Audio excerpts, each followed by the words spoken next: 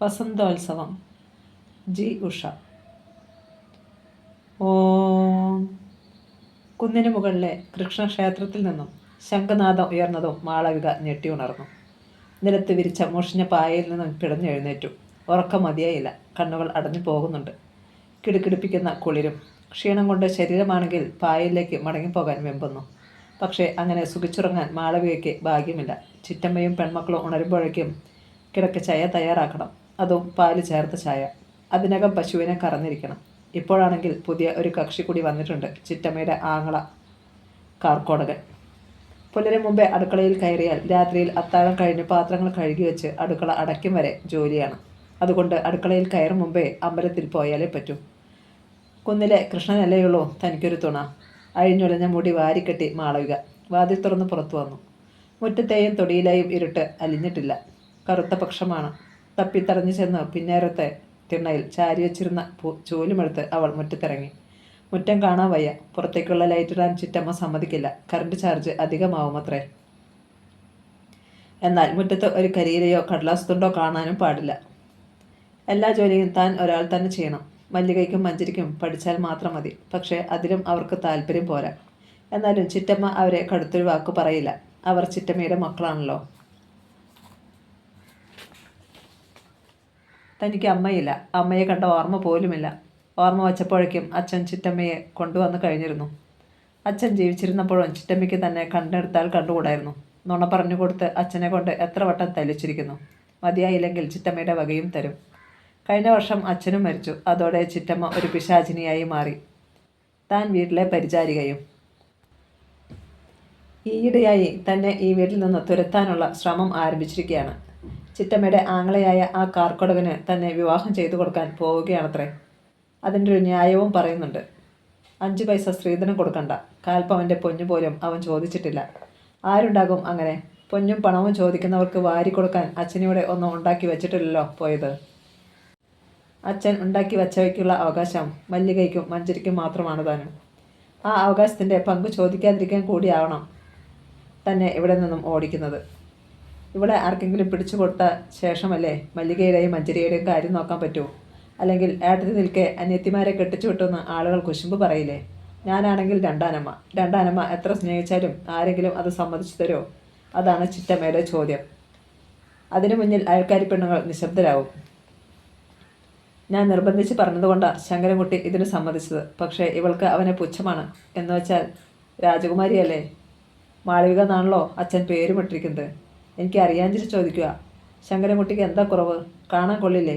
ഉദ്യോഗമില്ലേ? ചോരക്കണ്ണുകളും കൊമ്പം മീശയുമുള്ള ശങ്കരൻകുട്ടി എന്ന സത്യത്തിന് കുറഞ്ഞത് 45 വയസ്സുണ്ടാവും. ചിറ്റമ്മയേക്കാൾ 1.5 വയസ്സിൻ്റെ ഇളപ്പമേ ഉള്ളൂ എന്ന് മുമ്പെന്നോ പറയുന്നത് കേട്ടിട്ടുണ്ട്.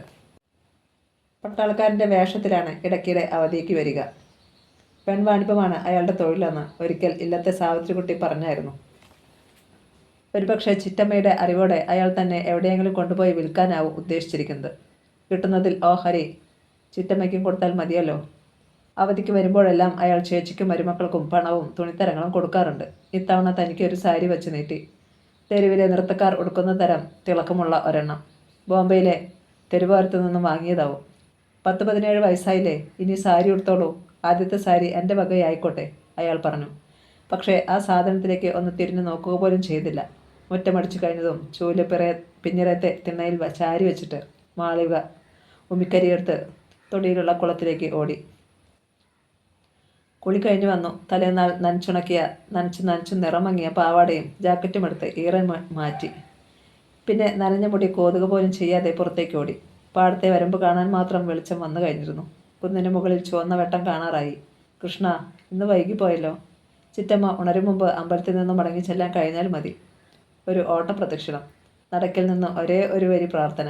കാത്തോളനെ കൃഷ്ണ, എനിക്ക് നീയേയുള്ളൂ. ശാന്തിക്കാരൻ എറിഞ്ഞു തന്ന ഒരു തുള്ളി തീർത്ഥം കൊണ്ട് നാവ് നനച്ചു. നെറ്റിയിൽ ചന്ദനം വരച്ച് തിരിഞ്ഞോടി. വീട്ടിലെത്തിയപ്പോൾ പുലർവട്ടം പരന്നു കഴിഞ്ഞിരുന്നു. ചിറ്റമ്മ ഉണരുകയും ചെയ്തിരുന്നു. നേരം പുലരും മുമ്പേ അമ്പലത്തിലേക്ക് പായും. എന്താ, കൃഷ്ണൻ നിന്നെ ഉടലോടെ സ്വർഗത്തേക്ക് കൊണ്ടുപോയിക്കൊള്ളാമെന്ന് സമ്മതിച്ചിട്ടുണ്ടോ? എന്ന ചില ആരാ? ഭക്തമീരയല്ലേ? മുഖം കുഞ്ഞു നിന്നതല്ലാതെ മാളവിക ശബ്ദിച്ചില്ല. വല്ലവനും വഴിയിൽ പതുങ്ങിയിരുന്നു വല്ല അക്രമവും കാണിച്ചാൽ ബാക്കിയുള്ളവർ കൂടി നാണക്കേടാകും. എന്നിട്ടും അവൾ അനങ്ങിയില്ല. എഴുന്നേറ്റാലുടൻ അടുപ്പിൽ തീ പിടിപ്പിച്ച് ചായക്ക് വെള്ളം വെക്കണമെന്ന് പറഞ്ഞാൽ കേൾക്കില്ല. കിടക്ക ചായ കിട്ടാതെ മല്ലികയും മഞ്ചരിയും കിടക്കയിൽ നിന്ന് എഴുന്നേൽക്കില്ല എന്ന് നിനക്കറിഞ്ഞൂടെ? പഠിക്കുന്ന കുട്ടികളല്ലേ അവർ. നിനക്ക് അതുങ്ങളോട് അസൂയാണ്. 4 അക്ഷരം പഠിക്കണമെന്നുള്ള കുശുമ്പ്. ഇപ്പോഴാണെങ്കിൽ ശങ്കരൻ കൂടിയും വന്നിട്ടുണ്ട്. പുറം നാട്ടിൽ സുഖിച്ച് ജീവിച്ചവനാ. അവന് ഇറ്റ് ചായ ഉണ്ടാക്കി കൊടുക്കണമെന്ന് വിചാരം പോലുമില്ല. ഒന്നുമില്ലെങ്കിലും നിന്നെ കെട്ടാൻ പോകുന്നവനല്ലേ. സാരമില്ല ചേച്ചി, ചായക്ക് എനിക്ക് ധൃതിയൊന്നുമില്ല. ചിറ്റമ്മയുടെ പിന്നിൽ അസൽ മര്യാദക്കാരനെ പോലെ ശങ്കരൻകുട്ടി. മാളവിക ദേഷ്യത്തിൽ മുഖം തിരിച്ചു. തന്നെ മയക്കുകയാണ് കാർക്കോളൻ്റെ ഉന്നം. കണ്ടില്ലേ അവളുടെ ഒരു ഭാവം, അസത്ത്. ചിറ്റമ്മ ശരീരം മുഴുവൻ ഇളക്കി തിരിഞ്ഞു നടന്നു. മാളവിക ചായയുമായി അനുജത്തിമാരുടെ കിടക്കയ്ക്കരികിലെത്തി. അപ്പോൾ ഇരുവരും ഒരേപോലെ മുഖം കനപ്പിച്ചു. നേരെ ഉച്ചയായി, അപ്പോഴാ ഇവിടെ ബെഡ്ടി. മല്ലിക കുറ്റപ്പെടുത്തുകയും ചെയ്തു. മാളവിക അത് കേട്ടതായി നടിച്ചില്ല. അവൾ പ്രാതലിനുള്ള പലഹാരം ഉണ്ടാക്കാൻ ഓടി. ക്ലാസ് ഇല്ലാത്ത ദിവസമായിരുന്നിട്ടും ട്യൂഷൻ്റെ പേരും പറഞ്ഞ് മല്ലികയും മഞ്ചരിയും രാവിലെ തന്നെ ഉടുത്തിറങ്ങി പുറത്തേക്ക് പോയി. ഉച്ചയൂണ് കഴിഞ്ഞപ്പോൾ ചിറ്റമ്മ പതിവ് മയക്കത്തിന് ഉറക്കറയിൽ കയറി. അപ്പോഴാണ് പിന്നിറയത്തിരുന്ന് അരിയിലെ കല്ല് പെറുക്കിക്കൊണ്ടിരുന്ന മാളവികയുടെ മുന്നിൽ അഴകിയ രാവണനായി ശങ്കരൻകുട്ടി പ്രത്യക്ഷപ്പെട്ടത്. മറ്റന്നാൾ ഞാൻ തിരിച്ചു പോവുകയാ, അയാൾ പറഞ്ഞു. അതിന് ഞാനെന്ത് വേണം എന്ന ഭാവത്തിൽ ഒന്ന് നോക്കിയിട്ട് മാളവിക തിരിഞ്ഞിരുന്നു. മാളവിക വെറുതെ എതിർപ്പുണ്ടാക്കിയിട്ടാ, ഇല്ലെങ്കിൽ ഈ അവധിക്ക് നമ്മുടെ വിവാഹം നടന്നേനെ. അവൾ മിണ്ടിയില്ല. സാരമില്ല, കല്യാണം നടന്നില്ലെങ്കിലും ഇത്തവണ തിരിച്ചു പോകുമ്പോൾ മാളവികയെയും കൂടി കൊണ്ടുപോയിക്കോളാൻ ചേച്ചി പറഞ്ഞു. 10 ജയിച്ച ആളല്ലേ. ഞാൻ വിചാരിച്ചാൽ ഒരു ജോലി ശരിയാക്കി തരാനൊക്കെ കഴിയും. എന്തിനാ ഇവിടെ കിടന്ന് കഷ്ടപ്പെടുന്നത്? എനിക്ക് ജോലിയും വേണ്ട. ഞാൻ ആരുടെ കൂടെയും വരുന്നുമില്ല. മാളവിക വെറുപ്പോടെ എഴുന്നേറ്റ് നിന്നു. വരുന്നില്ല എന്നൊക്കെ മാളവിക അങ്ങ് തീരുമാനിച്ചാൽ പോരല്ലോ. ഞാൻ തീരുമാനിച്ചാൽ മതി. ഞാൻ വരില്ല, എന്നെ കൊന്നാലും വരില്ല. ശങ്കരൻകുട്ടിയുടെ മോഹനഭാവം മാറി. ആ മുഖത്ത് രൗദ്രം കുടിയേറി. അങ്ങനെ മിടുക്ക് പറയണ്ട. ശങ്കരൻകുട്ടി വിചാരിച്ചാൽ വിചാരിച്ചതുപോലെ നടത്തും. ടൗണിൽ നിന്നും വണ്ടി വിളിച്ചുകൊണ്ട് വന്ന് ഉറങ്ങിക്കിടക്കുമ്പോൾ നിന്നെ അതിലിട്ടോണ്ട് പോകും. ഞാൻ കിടന്നുറക്കെ കരയും. നല്ല ശേലായി. ശങ്കരൻകുട്ടി പൊട്ടിച്ചിരിച്ചു. നിനക്ക് ശങ്കരൻകുട്ടിയെ അറിയില്ല കൊച്ചേ. തീറ്റയ്ക്കകത്ത് മയക്കുമരുന്ന് തരും, അല്ലെങ്കിൽ മയക്കുമരുന്ന് വണപ്പിക്കും. ഞാൻ ഉദ്ദേശിക്കുന്ന സ്ഥലത്തെത്തും വരെ നീ അനങ്ങില്ല. എന്നെ കൊണ്ടുപോയി വേശ്യാലയത്തിൽ നിൽക്കാനല്ലേ? മാളവിക പൊട്ടിക്കരഞ്ഞു. അതൊക്കെ എൻ്റെ സൗകര്യം പോലെ ചെയ്യും. എൻ്റെ ചേച്ചിയാണ് നിനക്ക് ചോറ് തരുന്നത്. ഞങ്ങൾ എന്ത് ചെയ്താലും ഇവിടെ ആരും ചോദിക്കാൻ വരില്ല. ഒരു കാര്യം ചെയ്യ്, ആ ചേച്ചിയുടെ മക്കളെ കൊണ്ടുപോയി വിൽക്ക്. എന്തു പറഞ്ഞടി? ഒരലർച്ച. അത് ചിറ്റമ്മയായിരുന്നു. ആഹാ, നീ അത്രയ്ക്കായോ? അവർ അകത്തേക്ക് ഓടി. തിരിച്ചു വന്നത് ചുട്ടുപഴുപ്പിച്ച ചട്ടകവുമായാണ്. മാളവിക ഓടാൻ ശ്രമിച്ചെങ്കിലും ശങ്കരൻകുട്ടി അവളെ പിടിച്ചു നിർത്തി. ചിറ്റമ്മ അവളുടെ കൈത്തണ്ടയിൽ ചട്ടുകം ചമർത്തി. പ്രാണവേദനയിൽ കാരിക്കരയാനൊരുങ്ങിയ അവളുടെ വായ് ശങ്കരൻകുട്ടി മൂടിപ്പിടിച്ചു. അവൾ കുഴഞ്ഞു നിലത്ത് വീണ ശേഷമാണ് ആങ്ങളെയും പെങ്ങളും ഒഴിഞ്ഞു പോയത്. മാളവിക ഉണർന്നു നോക്കുമ്പോൾ ശങ്കരൻകുട്ടി പൂമുഖത്തിരുന്ന് ചൂറ്റിട്ട് പുകയ്ക്കുന്നുണ്ട്. ചിറ്റമ്മ വീണ്ടും ഉച്ചമയക്കത്തിന് കയറി കഴിഞ്ഞു. സന്ധ്യ വരെ അവർ ഉറങ്ങും. മാളവികയ്ക്ക് കൈയുടെ നീറ്റൽ അസഹ്യമായി. അതിലേറെ മനസ്സ് നീർന്നു. ഇനിയും ഇവിടെ നിന്നാൽ അപകടമാണ്. ശങ്കരൻകുട്ടി തന്നെ കൊണ്ടുപോകും. അയൽക്കാരോട് പറഞ്ഞാലും അവർ തനിക്ക് ആശ്രയം തരണമെന്നില്ല. ആ വിവരം ചിറ്റമ്മ അറിഞ്ഞാലുള്ള ആപത്ത് ഇപ്പോഴുള്ളതിലും ഭയങ്കരവുമായിരിക്കും. പലപ്പോഴായി ഒരു കുടുക്കയിൽ കരുതി വെച്ച കുറേ പണമുണ്ട്. അതുമെടുത്ത് മാളവിക പിൻവാതിലിലൂടെ വീടിന് പുറത്തു കടന്നു. ഇപ്പോൾ പട്ടണത്തിലേക്ക് ഒരു ബസ്സുണ്ട്. സന്ധ്യയ്ക്ക് മുമ്പേ പട്ടണത്തിലെത്തിയാൽ ഏതെങ്കിലും വീട്ടിൽ വേലക്കാരിയെ ആവശ്യമുണ്ടോ എന്ന് തിരക്കാം. എന്നാൽ മാളവിക പട്ടണത്തിൽ ബസ് ഇറങ്ങിയപ്പോൾ സന്ധ്യ കഴിഞ്ഞിരുന്നു. മുഷിഞ്ഞ പാവാടയും ജാക്കറ്റും അഴിഞ്ഞൊലിഞ്ഞ മുടിയും കരഞ്ഞു വീർത്ത മുഖവുമായി അമ്പരന്ന് നിന്ന അവളെ പലരും ശ്രദ്ധിക്കുന്നുണ്ടായിരുന്നു. രാത്രിയിൽ പട്ടണ മധ്യത്തിൽ ഒരു സുന്ദരിക്കുട്ടി തികച്ചും തനിയെ. കഴുകന്മാർ ചുറ്റും കൂടിയപ്പോൾ അവൾക്ക് ഭയമായി. അവൾ നടക്കാൻ തുനിഞ്ഞപ്പോൾ പിന്നിൽ ഒരു സംഘമുണ്ടായിരുന്നു. ഡിസംബർ ആദ്യവാരത്തിലെ ഞായറാഴ്ചയായിരുന്നു അത്. രാത്രി 11 മണി നേരം. ഞരമ്പുകളിൽ അള്ളിപ്പിടിക്കുന്ന തണുപ്പ്. പുതിയൊരു ബെൻസ് ഹോട്ടൽ ബാംബു ഹട്ടിൻ്റെ ഗേറ്റ് കടന്ന് പോർച്ചിലെത്തി നിന്നു. കറുത്ത സ്യൂട്ട് ധരിച്ച ചന്ദ്രശേഖറാണ് കാറിൽ നിന്നും ആദ്യം പുറത്തു വന്നത്. തൂവെള്ള ചുരിദാറിലും കൂർത്തയിലുമായിരുന്നു ചാരുദത്തൻ. അവൻ കാറിൽ തന്നെ ഇരുന്നതേയുള്ളൂ. നീ വരുന്നില്ലേ? ചന്ദ്രശേഖർ തിരിഞ്ഞ് ചാരുവിനോട് ചോദിച്ചു. പൂച്ചയ്ക്കെന്താ പൊഞ്ഞൊരുക്കുന്നിടത്ത കാര്യം? പൊഞ്ഞൊരുക്കുന്നത് കണ്ട് വെറുതെ ഇരിക്കാമല്ലോ. നിനക്കറിയാമല്ലോ എനിക്ക് ഈ മദ്യത്തിൻ്റെയും മസാലയുടെയും മണം അടിച്ചാൽ ഓക്കാനം വരുമെന്ന്. ശരി തന്നെ, അതുപോലെ എനിക്കും അലർജിയുള്ള ചില കാര്യങ്ങളുണ്ട്. ചന്ദനത്തിരിയുടെ ഗന്ധമടിച്ചാൽ എനിക്ക് തലവേദന ഉണ്ടാകും. ദൈവങ്ങളിൽ അല്പം പോലും എനിക്ക് വിശ്വാസമില്ല. എന്നിട്ടും നിന്റെ കൂടെ എത്ര വട്ടം ഞാൻ ആ കൃഷ്ണക്കുന്നിലേക്കുള്ള കറുത്ത പാറകൾ കയറിയിരിക്കുന്നു. ശരി, തുലഞ്ഞേക്കാം. മുഷിഞ്ഞ മുഖത്തോടെ ചാരുദത്തൻ കാറിൻ്റെ വാതിൽ തുറന്ന് പുറത്തു വന്നു. ചാരു, നിന്നെപ്പോലെ സെൽഫിഷായി ഒരുത്തനെ ഞാൻ വേറെ കണ്ടിട്ടില്ല. നീല വെളിച്ചത്തിൽ ബാർ എന്നെഴുതിയ വാതിൽക്കിലേക്ക് ചന്ദ്രശേഖർ നടന്നു. ഒപ്പം ചാരുദത്തനും. മങ്ങിയ വട്ടത്തിൽ പതുപതുത്ത കാർപ്പറ്റിലൂടെ അവർ തപ്പിത്തറഞ്ഞു നീങ്ങി. വല്ലാതെ ശീതീകരിച്ച ഹാൾ. ഒരു ഒഴിഞ്ഞ ക്യാബിൻ അവർക്ക് കിട്ടി. ഇതെൻ്റെ സ്ഥിരം കോർണറാണ്, ഒരരികിൽ ഇരുന്നു കൊണ്ട് ചന്ദ്രശേഖർ പറഞ്ഞു. പിന്നെ ചാരുദത്തിനോട് ചോദിച്ചു, നിനക്ക് എന്താ മോനെ വേണ്ടത്? വല്ല ലൈം ജ്യൂസും പറഞ്ഞേക്ക്. നീ ഇങ്ങനൊരു സാധനം. കള്ള് വേണ്ട, പെണ്ണ് വേണ്ട, തനി പുല്ലു തീനി കന്നാലി. ചന്ദ്രശേഖർ സ്നേഹഭാവത്തിൽ കുറ്റപ്പെടുത്തി. നിന്നെപ്പോലൊരു മണങ്ങൂസുമായി ഞാൻ എങ്ങനെ കമ്പനി ചെയ്യുന്നെന്നാ എൻ്റെ മറ്റ് ഫ്രണ്ട്സ് എല്ലാം ചോദിക്കുന്നത്. നിന്നെപ്പോലൊരു ഗജപോക്രിയായി ഞാൻ എങ്ങനെ ബാലൻസ് ചെയ്യുന്നെന്ന് എൻ്റെ സ്നേഹിതരും ചോദിക്കാറുണ്ട്. ചാരുദത്തൻ തിരിച്ചടിച്ചു. അത് കേട്ട് ചന്ദ്രശേഖർ ഉച്ചത്തിൽ പൊട്ടിച്ചിരിച്ചു. അതിനിടയിൽ ബയറർ വന്ന് ഓർഡർ വാങ്ങിപ്പോയി. അല്പസമയത്തിനുള്ളിൽ ചന്ദ്രശേഖറിൻ്റെ മുന്നിൽ കുപ്പികളും ഗ്ലാസുകളും നിരന്നു. ചാരുദത്തൻ ടേബിളിൽ മുഖം വെച്ച് കിടന്നു.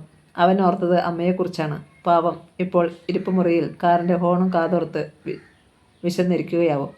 പക്ഷേ എത്ര വൈകിയാലും പരാതിപ്പെടില്ല. അമ്മയ്ക്ക് ഉപയോഗിക്കാൻ കഴിയുന്ന ഏറ്റവും കഠിനമായ വാചകം ഇതാണ്: എന്നെ ഇങ്ങനെ സങ്കടപ്പെടുത്തരുതേ മോനെ. ആ ഒരു വാചകത്തിൽ പാട് തകരും.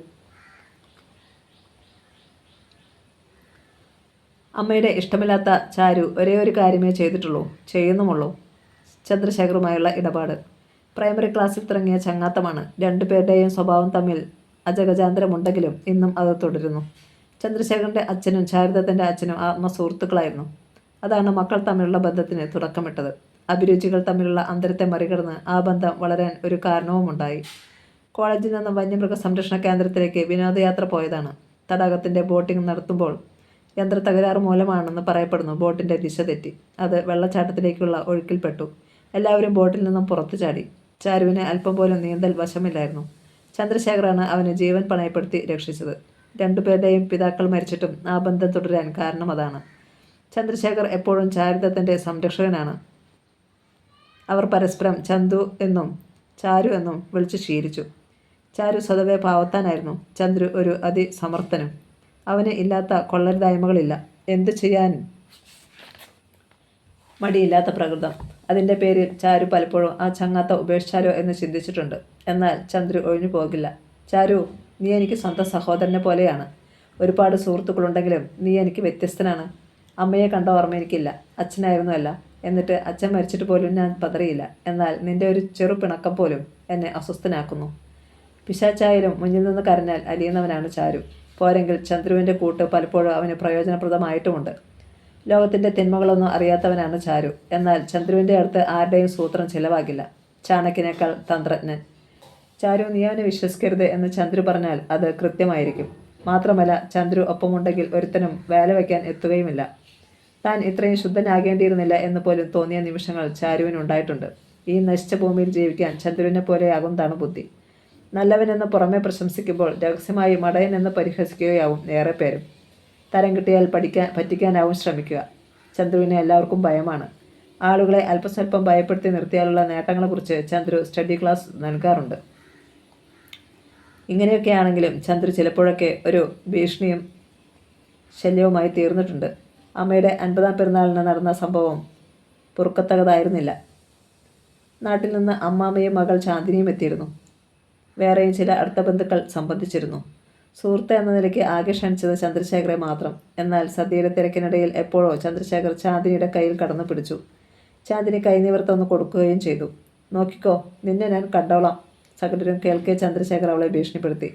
അമ്മാമ്മയ്ക്ക് അതൊരു വലിയ ഷോക്കായി. ഇത്തരം തെമ്മാടികളൊക്കെയാണോ വീട്ടിൽ വിളിച്ചു വരുത്തുന്നത്? അമ്മാമ്മ ഒച്ച വെച്ചു. അമ്മയ്ക്ക് നിശബ്ദ മുഖം കുഞ്ചി നിൽക്കാനേ കഴിഞ്ഞുള്ളൂ. അപ്പോൾ തന്നെ അമ്മാമ്മയും ചാന്ദിനിയും പിണങ്ങി ഇറങ്ങിപ്പോയി. തന്നെയും ചാന്ദിനിയെയും ചേർത്ത് അമ്മയ്ക്കും അമ്മാമ്മയ്ക്കും എന്തൊക്കെയോ പദ്ധതികളുണ്ടായിരുന്നു. അത് തകർന്നു. അന്ന് അമ്മ തന്നെ വിളിച്ച് ഉപദേശിച്ചു. അവനുമായുള്ള ബന്ധം ഉപേക്ഷിക്കാൻ. നിനക്കാവില്ലെങ്കിൽ ഒരു കാര്യമെങ്കിലും അനുസരിച്ചേ പറ്റൂ. ഇനി മേലാൽ ചന്ദ്രശേഖർ ഈ വീട്ടിൽ വരരുത്. അപ്പോഴേക്കും ചന്ദ്രശേഖറുമായി ചേർന്ന് C&C കമ്പൈൻസ് എന്ന സ്ഥാപനം തുടങ്ങിക്കഴിഞ്ഞിരുന്നു. അതുകൊണ്ട് അമ്മയുടെ ഉപദേശത്തിൻ്റെ 2ാം പകുതി മാത്രമേ അനുസരിക്കാൻ കഴിഞ്ഞുള്ളൂ. C&C കമ്പനിയിൽ അത്ഭുതകരമായ വളർച്ചയ്ക്ക് പിന്നിലും ചന്ദ്രശേഖറുടെ മിടുക്ക് പ്രധാന ഘടകമായി വർത്തിച്ചിരുന്നു. എന്നിട്ടും ചാന്ദിനി എപ്പിസോഡിൽ ചന്ദ്രശേഖറോട് വഴക്കിട്ടു. നീ ചെയ്തതും ഒട്ടും ശരിയായില്ല. ഈ സംഭവം ഞാൻ മാപ്പാക്കുകയുമില്ല. നിനക്കറിയാഞ്ഞിട്ടാണ് ചാരു. ആ സംഭവത്തിൻ്റെ പകുതി ഉത്തരവാദി അവളാണ്.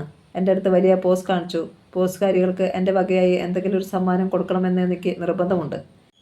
ഏതായാലും അവളിപ്പോഴും നിൻ്റെ അമ്മാമ്മയുടെ മോൾ മാത്രമാണല്ലോ. നിന്റെ ഭാര്യയായിട്ടില്ലല്ലോ. നിനക്കൊരു ഭാര്യ ഉണ്ടാകുമ്പോൾ അവളോട് ഞാൻ മര്യാദക്കേട് വല്ലതും കാണിക്കുന്നുണ്ടോയെന്ന് ശ്രദ്ധിച്ചാൽ മതി. പിന്നെ ഒരു കാര്യം, നല്ലവനാണെങ്കിൽ ഞാൻ അസൽ നല്ലവനാ, ചീത്തയായാൽ മഹാ ചീത്തയുമാ. വൈരാഗ്യം തോന്നിയാൽ ഞാൻ ഒരുത്തനെ വിടുകയല്ല, എന്നെ സൃഷ്ടിച്ച തന്തയായാൽ പോലും. നിനക്കറിയാമല്ലോ പകയുടെ കാര്യത്തിൽ ഞാൻ തനി പാമ്പാണെന്ന്. അതുകൊണ്ട് നമുക്ക് പരസ്പരം കൈക്കടത്തലുകൾക്കൊന്നും പോകാതെ നല്ല സുഹൃത്തുക്കളായി തുടരാം. സിയാൻസി കമ്പൈൻസിന് വേണ്ടിയെങ്കിലും. അതൊരു ഉടമ്പടിയായിരുന്നു. എന്താണ് മോനെ, മദ്യപിക്കാതെ തന്നെ നീ പൂസായോ? ചന്ദ്രശേഖർ ശാരദ തൻ്റെ ചുമലിൽ തട്ടി വിളിച്ചു. ഇനി നമുക്കിറങ്ങാം. നിന്റെ അമ്മേനെ വെറുതെ ശപിക്കണ്ട. ചന്ദ്രശേഖർ ശരിക്കും ഫിറ്റായി കഴിഞ്ഞിരുന്നു. എന്നാൽ വാക്കിലോ നോക്കിലോ നടത്തത്തിലോ അതിൻ്റെ ലക്ഷണമേയില്ല. ചന്ദ്രശേഖർ അങ്ങനെയാണ്. എത്ര മദ്യപിച്ചാലും മദ്യപിച്ചതായി തോന്നുകയില്ല. ഇരുവരും ബാറിന് പുറത്തു കടന്ന് കാറിൽ കയറി. നോർത്ത് അവന്യൂവിലുള്ള ചാരിത്രത്തിൻ്റെ വീട്ടിലേക്കെത്താൻ 1 കിലോമീറ്ററിലധികം ദൂരമുണ്ടായിരുന്നില്ല. അപ്പോഴാണ് അത് സംഭവിച്ചത്. കീറിപ്പറഞ്ഞ പാവാടയും ജാക്കറ്റും അഴിഞ്ഞൊലിഞ്ഞ മുടിയുമായി അതിസുന്ദരിയായ ഒരു പെൺകുട്ടി കാറിന് മുന്നിൽ. കാറിൻ്റെ ഹെഡ്ലൈറ്റിൽ അവളുടെ മുഖം നന്നേ വ്യക്തമായിരുന്നു. ഓടിക്കുതച്ച് ആകെ അവശയായ പെൺകുട്ടി. ആരൊക്കെയോ അവളുടെ പിന്നാലെ ഉണ്ടെന്ന് തോന്നി. അല്പം അകലെയായി വഴിയോരത്ത് കുറേ നിഴലുകൾ. സംഗതി അല്പം പിശകാണെന്ന് തോന്നുന്നു. ചാരുദത്തിനെ ഒളിക്കണ്ണാൽ നോക്കിക്കൊണ്ട് ചന്ദ്രശേഖർ പിറുപിറുത്തു. അപ്പോഴേക്കും കാർ പെൺകുട്ടിയോട് അടുത്ത് കഴിഞ്ഞിരുന്നു. പെട്ടെന്നാണ് അവൾ കാറിന് മുന്നിലേക്ക് കുതിച്ചു ചാടിയത്. ഒരു നിമിഷത്തിൻ്റെ ചെറിയ അംശത്തിനിടയിൽ ചന്ദ്രശേഖർ ബ്രേക്കിൽ ചവിട്ടിക്കഴിഞ്ഞു. കാർ ഭയങ്കരമായൊരു കുലുക്കത്തോടെ നിന്നു. ചാരുദത്തൻ കണ്ണുകൾ ഇറുക്കെ അടച്ചു കളഞ്ഞു. ഒരു ഞരക്കം. പെൺകുട്ടി ചോരയിൽ കുളിച്ച് ശവമായി തീർന്നിട്ടുണ്ടാവുമെന്ന് തീർച്ച. പെട്ടെന്ന് ചന്ദ്രശേഖർ ചാരുദത്തൻ്റെ ചുമലിൽ തട്ടി. എടാ! ചാരുദത്തൻ ഞെട്ടിലോടെ കണ്ണുകൾ തുറന്നു. നല്ല കക്ഷിയാണ് നീ. ഇപ്പോൾ നീയായിരുന്നു വണ്ടി ഓടിപ്പിച്ചിരുന്നെങ്കിലോ? അതോ ഓർത്തപ്പോൾ തന്നെ ചാരുദത്തിന് ഭയം തോന്നി. നീ പേടിക്കണ്ട. വീഴ്ചയും വല്ല പരിക്കും സംഭവിച്ചിട്ടുണ്ടാകാമെന്നല്ലാതെ ആ പെണ്ണിൻ്റെ ദേഹത്തെ എൻ്റെ വണ്ടി സ്പർശിച്ചിട്ട് പോലുമില്ല. പറഞ്ഞതും ചന്ദ്രശേഖർ വാതിൽ തുറന്ന് പുറത്തു ചാടി. മറുവാതിലൂടെ ചാരുദത്തിനും വെളിയിൽ വന്നു. പെൺകുട്ടി ടാർ നിരത്തിൽ കമിഴ്ന്ന് കിടക്കുകയാണ്. കാറിൻ്റെ മുൻചക്രങ്ങൾ അവളെ തൊട്ടില്ല എന്ന വിധം അടുത്തെത്തിയിരുന്നു. ഏയ് പെണ്ണേ! ചന്ദ്രശേഖർ വിളിച്ചു. അപ്പോഴേക്കും ചാരുദത്തൻ അവളെ പിടിച്ചെഴുന്നേൽപ്പിച്ചു കഴിഞ്ഞിരുന്നു. താനെ നിവർന്നു നിൽക്കാൻ ശക്തിയില്ലാത്തതുപോലെ അവൾ വിറയ്ക്കുന്നുണ്ടായിരുന്നു. നന്നായി പേടി തട്ടിയിരിക്കും. അല്ലാതെ അവൾക്ക് മറ്റു കുഴപ്പങ്ങളൊന്നും സംഭവിച്ചിട്ടില്ലെന്ന് ചാരുദത്തിന് തീർച്ചയായി. വീഴ്ചയിലാവണം നെറ്റിയിലൊരു ചെറുമുറിവ് പറ്റിയിട്ടുണ്ട്, അത്രമാത്രം. ചാരുദത്തൻ തിരിഞ്ഞ് അവളെ ഓടിച്ചുകൊണ്ടിരുന്ന സംഘത്തെ തിരഞ്ഞു. അവൾ വണ്ടിയുടെ നേർക്ക് എടുത്തു ചാടിയതോടെ അവർ സ്ഥലം വിട്ടിരിക്കണം. നിരത്തും പരിസരവും തികച്ചും വിജനം. ആരാ നീ? ചാരുദത്തൻ തിരിഞ്ഞ് പെൺകുട്ടിയെ നോക്കി. ആഹാ, എത്ര മൃദുലമായ ചോദ്യം! ചന്ദ്രശേഖർ പരിഹസിച്ചു. മുഖമടിച്ചൊന്ന് കൊടുത്തിട്ട് വേണ്ടടോ ഇവളോടൊക്കെ ചോദ്യം ചോദിക്കാൻ. എന്നാലേ സത്യസന്ധമായ മറുപടി വരൂ. ഇവൾ പിഴച്ചവളാ, അതാ അവന്മാർ പിന്നാലെ കൂടിയത്. എന്നിട്ട് ഒടുവിൽ ബാക്കിയുള്ളവർക്ക് ജോലിയുണ്ടാക്കി. ബ്രേക്കിൽ ചവിട്ടാൻ ഒരു നിമിഷം വൈകിപ്പോയിരുന്നെങ്കിൽ പോലീസിനെയും കാത്ത് നമ്മളിവിടെ ശവത്തിന് കാവലിരിക്കേണ്ടി വന്നേനെ. പെട്ടെന്ന് അറിയാതെയെന്നാണ് പെൺകുട്ടി ഒന്ന് തേങ്ങി. ആകട്ടെ, എന്താ നിന്റെ പേര്? അല്പം ശാന്തമായിരുന്നു ചന്ദ്രശേഖരുടെ സ്വരം. അവളുടെ ചുണ്ടുകൾ മെല്ലെ വിടർന്നു വിറച്ചു. മാളവിക. കൊള്ളാമല്ലോ. പ്രസിദ്ധ സംസ്കൃത നാടകത്തിലെ നായികയുടെ പേരാണ്. പക്ഷേ വല്ല വാസവദത്ത എന്ന പേരുമായിരുന്നു നിനക്ക് ഏറെ ചേരുമായിരുന്നത്.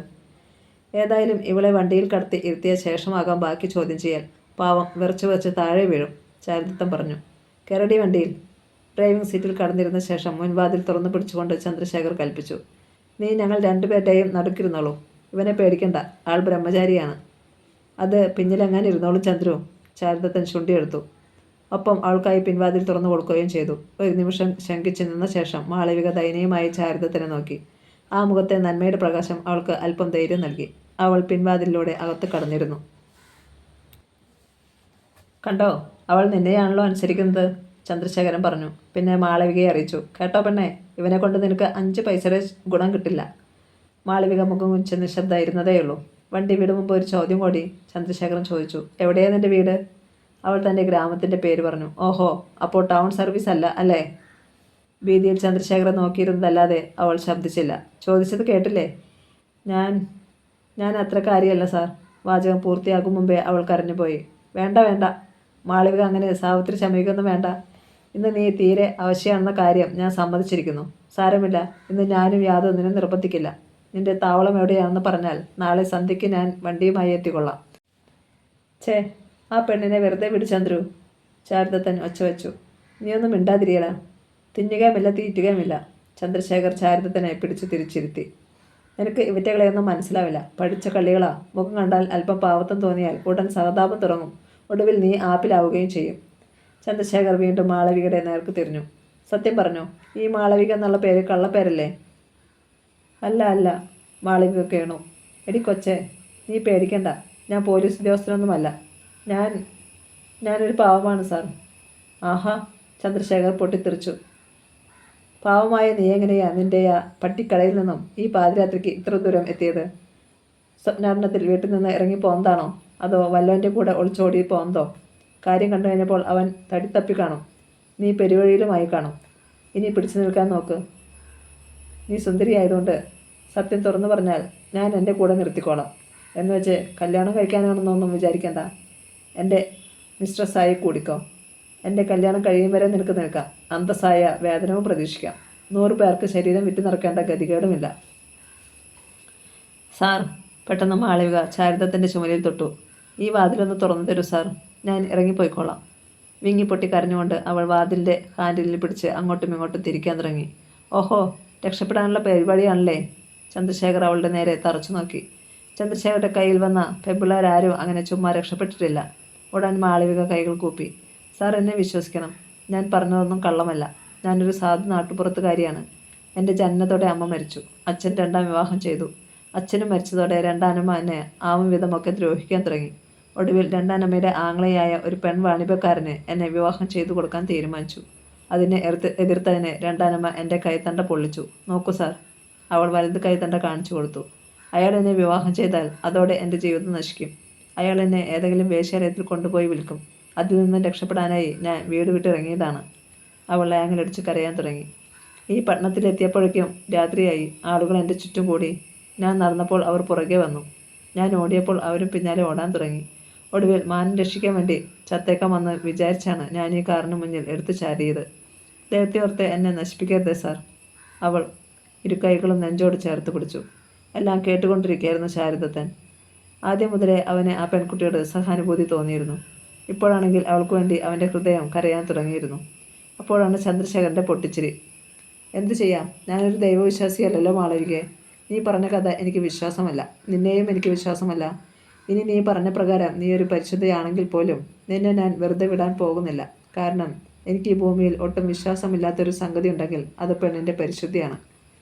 ചന്ദ്രു, പൊടുന്നനെ ചാരിതത്തം വിളിച്ചു. ആ മുഖം വല്ലാതെ ചുവന്നിരുന്നു. നീ ആ പെൺകുട്ടിയെ വിശ്വസിക്കുകയോ അവിശ്വസിക്കുകയോ ചെയ്തോളൂ, എനിക്ക് പരാതിയില്ല. പക്ഷേ നീ അവളെ വെറുതെ വിട്ടേ പറ്റൂ. നീ എന്ത് ഭ്രാന്താണ് ചാരു ഈ പറയുന്നത്? ഞാൻ അവളെ കൊന്നു തിന്നാനൊന്നും പോകുന്നില്ല. വലിയ ഛേദമൊന്നുമില്ലാത്ത ഒരു ഉപകാരം അവളെ എനിക്ക് ചെയ്യുന്നു. അതിന് ഞാൻ അവൾക്ക് പേ ചെയ്യുന്നു. That's all. സാർ, മാളവിക വീണ്ടും ചാരിത്രത്തിൻ്റെ ചുമലിൽ തൊട്ടു. ഈ വാതിലൊന്ന് തുറന്നു തന്നാൽ മതി. ഞാൻ എവിടെയെങ്കിലും പോയി ചത്തോളാം. വേണ്ട. ചാരിത്രത്തിൽ തിരിഞ്ഞ് മാളവികയുടെ ചുമലിൽ തട്ടി. നീ ചാവണ്ട, നിനക്ക് എന്നെ വിശ്വസിക്കാം. പിന്നെ തിരിഞ്ഞ് ചന്ദ്രശേഖരോട് ആവശ്യപ്പെട്ടു. ചന്ദ്രു, വണ്ടി വിട്. ചാരിത്രത്തിൻ്റെ വീടിൻ്റെ ഗേറ്റിലെത്തും വരെ പിന്നെ ആരും ശബ്ദിച്ചില്ല. വണ്ടി സ്വന്തം വീടിൻ്റെ ഗേറ്റിലെത്തി നിന്നതും ചാരിത്രത്തൻ കൈയെടുത്ത് മാളവികയ്ക്ക് വേണ്ടി കാറിൻ്റെ പിൻവാതിൽ തുറക്കുകയായിരുന്നു. ചന്ദ്രശേഖർ അത് പ്രതീക്ഷിച്ചില്ല. അയാളിൽ ഒരു ഞെട്ടലുണ്ടായി. ആ സമയം കൊണ്ട് മാളവിക കാറിന് വെളിയിൽ കടന്നിരുന്നു. ചാരു, നീ എന്താണ് ചെയ്തത്? ചന്ദ്രശേഖർ ചോദിച്ചു. ഈ പെൺകുട്ടി ഇന്ന് രാത്രിയിൽ എൻ്റെ അമ്മയോടൊപ്പം അമ്മയുടെ മുറിയിൽ കിടന്ന് സമാധാനമായി ഉറങ്ങട്ടെ. നിനക്ക് ആവശ്യമില്ലാത്തൊരു സാധനമാണ് നീ എൻ്റെ കയ്യിൽ നിന്നും പിടിച്ച് പറിച്ചുകൊണ്ട് പോകുന്നത്. നിനക്ക് കണ്ണു കാണില്ലേ? ഇത് സാധനമല്ലല്ലോ, ഒരു പെൺകുട്ടിയാണ്. ചാരിതത്തൻ, നിനക്കറിയാമല്ലോ, പിണങ്ങിയാൽ ഞാൻ സർപ്പമാണ്, പക തീരാത്ത സർപ്പം. സാരമില്ല ചന്ദ്രശേഖര. ചാരിതത്തൻ ചിരി കൊട്ടി. ആദ്യമായിരുന്നു ചാരിതത്തനിൽ ഇത്രയും ധൈര്യം ചന്ദ്രശേഖരൻ കാണുന്നത്. റാസ്കൽ. ചന്ദ്രശേഖർ കാറിൻ്റെ വാതിൽ തള്ളി തുറന്ന് പുറത്തു വന്നു. മാളവികയുടെ കയ്യിൽ കടന്നു പിടിച്ചു. അവളുടെ കയ്യിൽ നിന്ന് വിട്, ചാരിതത്തൻ കൽപ്പിച്ചു. ഇല്ല, ഞാനിവളെ കൊണ്ടുപോവുകയാണ്. Bloody scoundrel. ചാരിതത്തിൻ്റെ വലത് കൈത്തല ചന്ദ്രശേഖരൻ്റെ ഇടത് കവിളിൽ അമർന്നു. മാളവികയുടെ കൈത്തണ്ടയിൽ അമർന്നിരുന്ന ചന്ദ്രശേഖരുടെ കൈ അയഞ്ഞു. അടിയേറ്റ കവിളിൽ കൈത്തലം ചേർത്ത് പിടിച്ച് അവൻ നിശ്ചലം നിന്നു. ആ പല്ലുകൾ ഞെരിഞ്ഞു ചേർന്നു. നീ എന്നെ അടിച്ചു. ചാരിതത്തൻ സമ്മതിച്ചു. നീ എന്നെ കൊണ്ടത് ചെയ്യിച്ചു. നീ നോവിച്ചത് ഒരു കാള സർപ്പത്തെയാണ്. അത് കേട്ട് ചാരിതത്തിൻ്റെ ചുണ്ടിൽ ഒരു ചെറുചിരി ഊറി. അവൻ തിരിഞ്ഞ് വീടിൻ്റെ ഗേറ്റ് തുറന്നു. മാളവികയുടെ കൈ പിടിച്ച് അകത്ത് കടന്നു. ഉടൻ ഗേറ്റ് അടച്ച് ലോക്ക് ചെയ്യുകയും ചെയ്തു. You rascal. അലർച്ചയോടെ ചന്ദ്രശേഖർ പാഞ്ഞെടുത്തു. ഗേറ്റിൽ പിടിച്ച് ശക്തിയായി കുലുക്കി. ചാരു, ചെവിയിൽ നുള്ളിക്കോ. നിന്നെ ഞാൻ വെറുതെ വിടില്ല, അവളെയും. ഈ നിമിഷം മുതൽ എൻ്റെ ഏറ്റവും വലിയ ശത്രു നീയാണ്. നോക്കിക്കോളൂ. ഇവിടെ വെച്ച് CNC കമ്പൈൻസ് പിളരുകയാണ്. നാളെ ഓഫീസിൽ വെച്ച് നമ്മൾ കണക്ക് പറഞ്ഞു പിരിയും. ചന്ദ്രശേഖർ വെട്ടിത്തിരിഞ്ഞു നടന്നു. കാറിൻ്റെ വാതിൽ വലിച്ചു തുറന്നു. അകത്ത് കടന്നിരുന്നതും അതേ ശക്തിയിൽ വാതിൽ അടഞ്ഞു. വണ്ടി പറന്നു അകന്നു. ഒരു നിമിഷം കൂടി നിന്ന ശേഷം ആ പോക്ക് നോക്കി നിന്നിട്ട് ചാരുദത്തൻ മാളവികയുടെ നേർക്ക് തിരിഞ്ഞു. വരൂ. അവൻ അകത്തേക്ക് നടന്നു. പിന്നാലെ നടക്കുമ്പോൾ മാളവിക ശ്രദ്ധിച്ചു.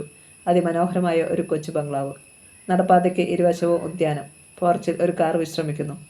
കാളിംഗ് ബെല്ലിൻ്റെ സ്വിച്ചിൽ വിരൽ അമർത്തിയ ശേഷം ചാരുദത്തൻ അവളോട് പറഞ്ഞു, അമ്മയായിരിക്കും വാതിൽ തുറക്കുന്നത്. എന്തെങ്കിലുമൊക്കെ ചോദിക്കാതിരിക്കില്ല. ഒന്നും ഒളിക്കാതെ സത്യം മാത്രം പറയുക.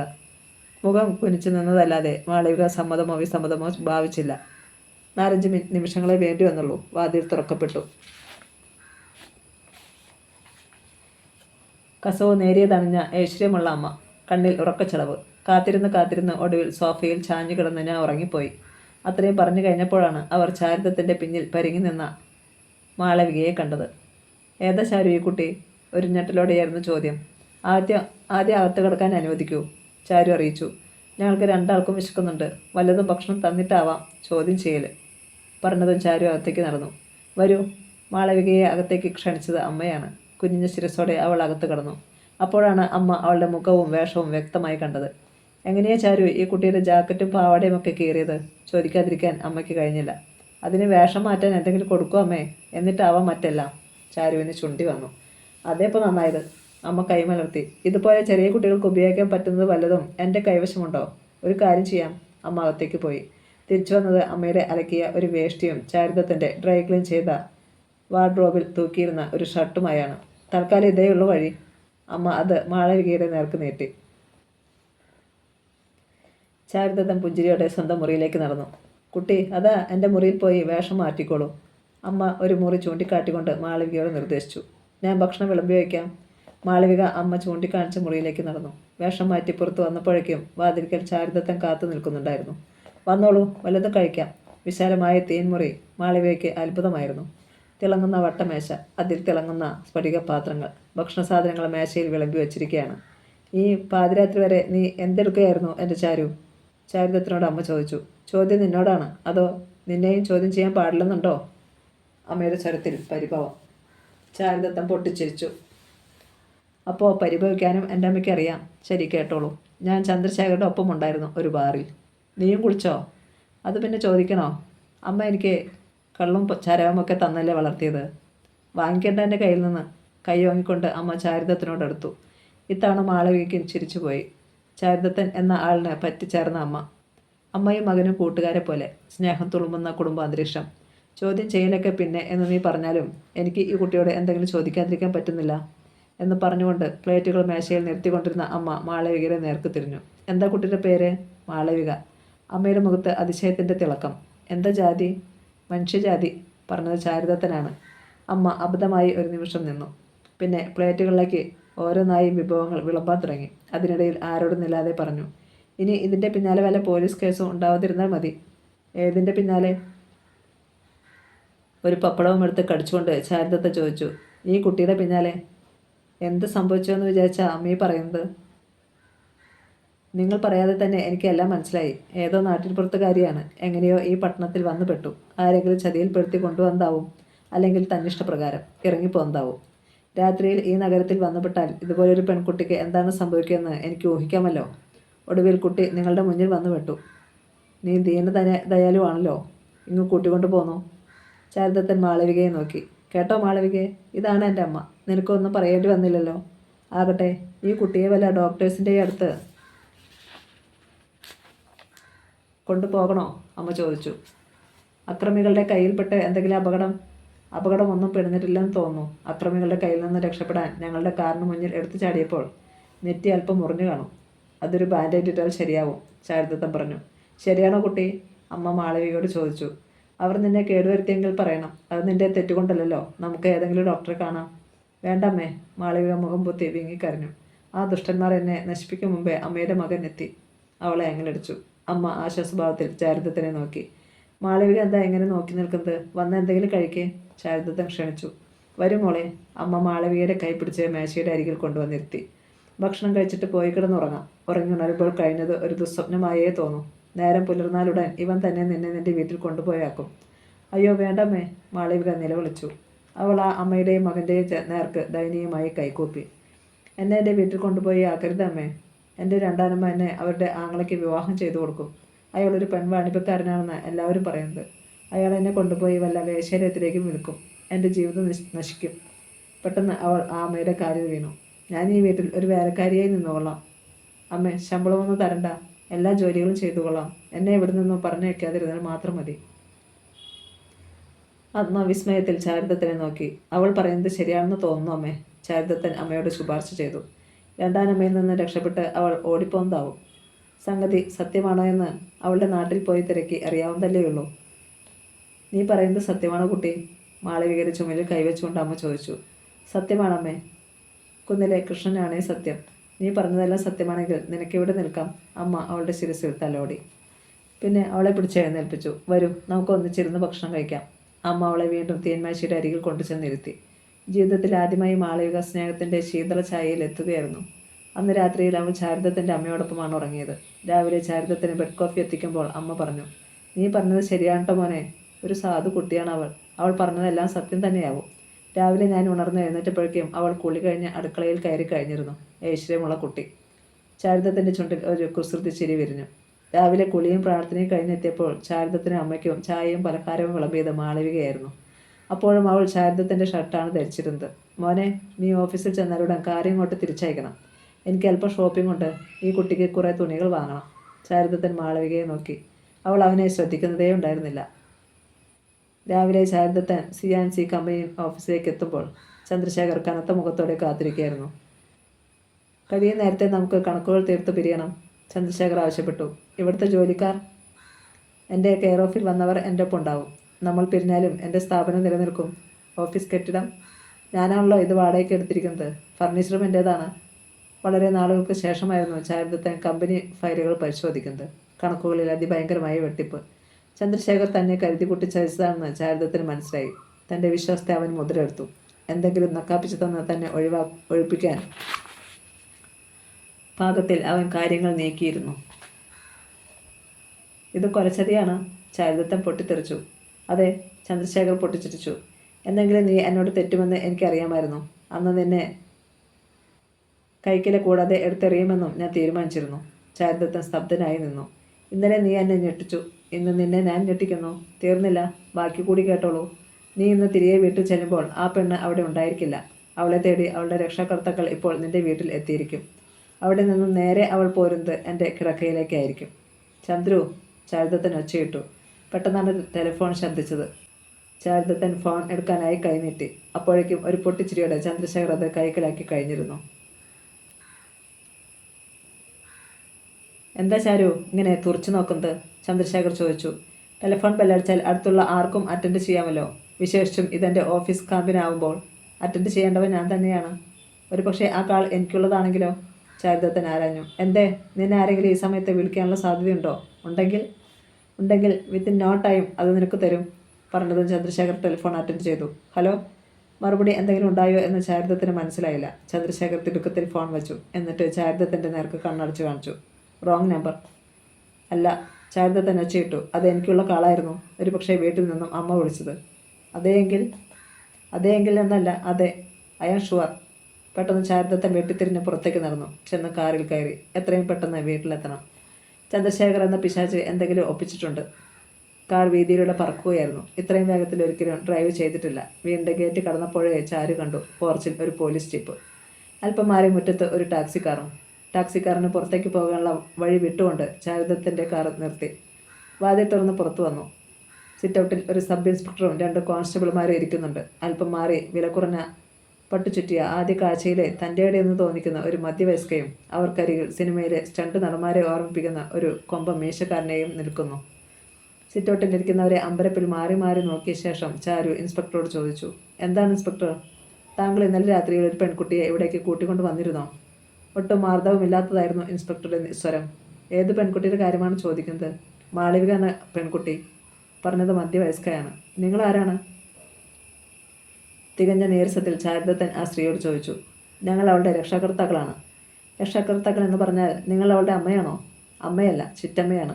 അവളുടെ അമ്മ മരിച്ചുപോയി. ഞാനാണ് അവളെ വളർത്തി ഇത്രയും ആക്കിയത്. ഇയാളോ? കൂടെ നിൽക്കുന്ന മുരടനെ ചൂണ്ടിയാണ് ചാരു ചോദിച്ചത്. ഇവൻ അവളെ കല്യാണം കഴിക്കാൻ പോകുന്ന ചെറുക്കനാണ്. ചാരു ആ മധ്യവയസ്കനെ അടിമുടി നോക്കി. നിങ്ങളുടെ ആ നല്ല പേര്? ശങ്കരൻകുട്ടി. നിങ്ങൾ എങ്ങനെയാണ് മാളവിക ഇവിടെയുണ്ടെന്ന് അറിഞ്ഞത്? ശങ്കരൻകുട്ടി ഉത്തരം മുട്ടി നിന്നു.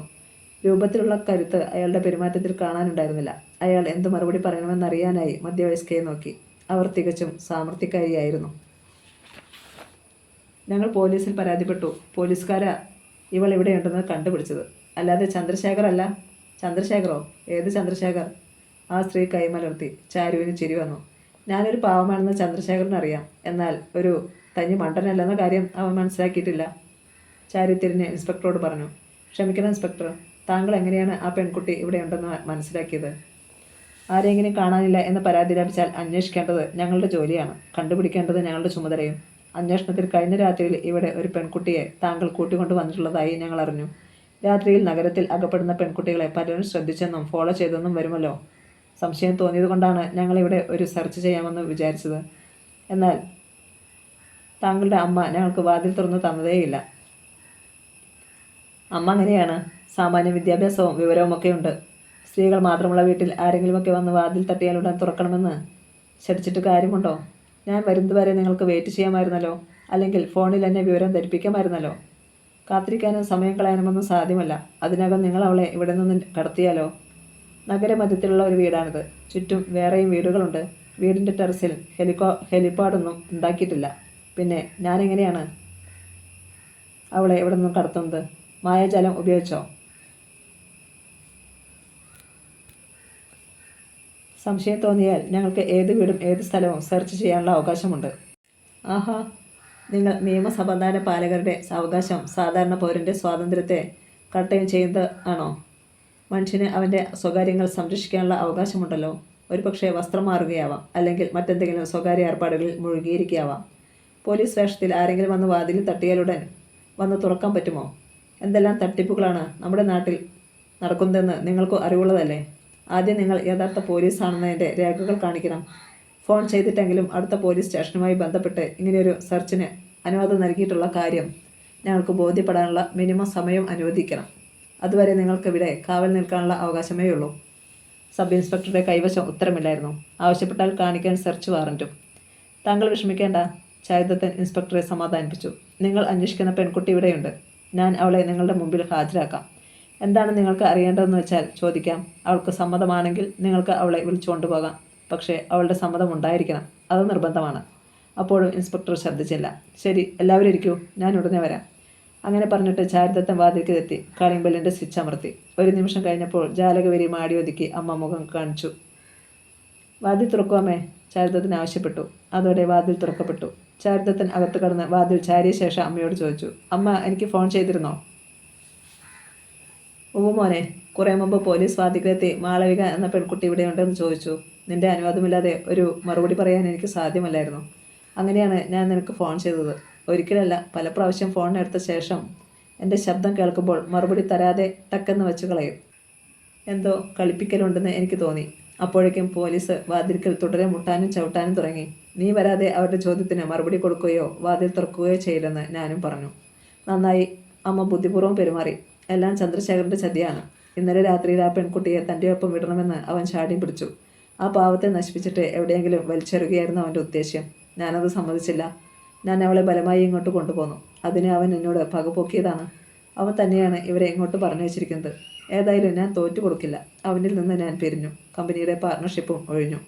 സാരമില്ല മോനെ, എന്തിൻ്റെ പേരിലായാലും അവനിൽ നിന്ന് നീ പിരിഞ്ഞുവെങ്കിൽ എനിക്കതിൽ സന്തോഷമേ ഉള്ളൂ.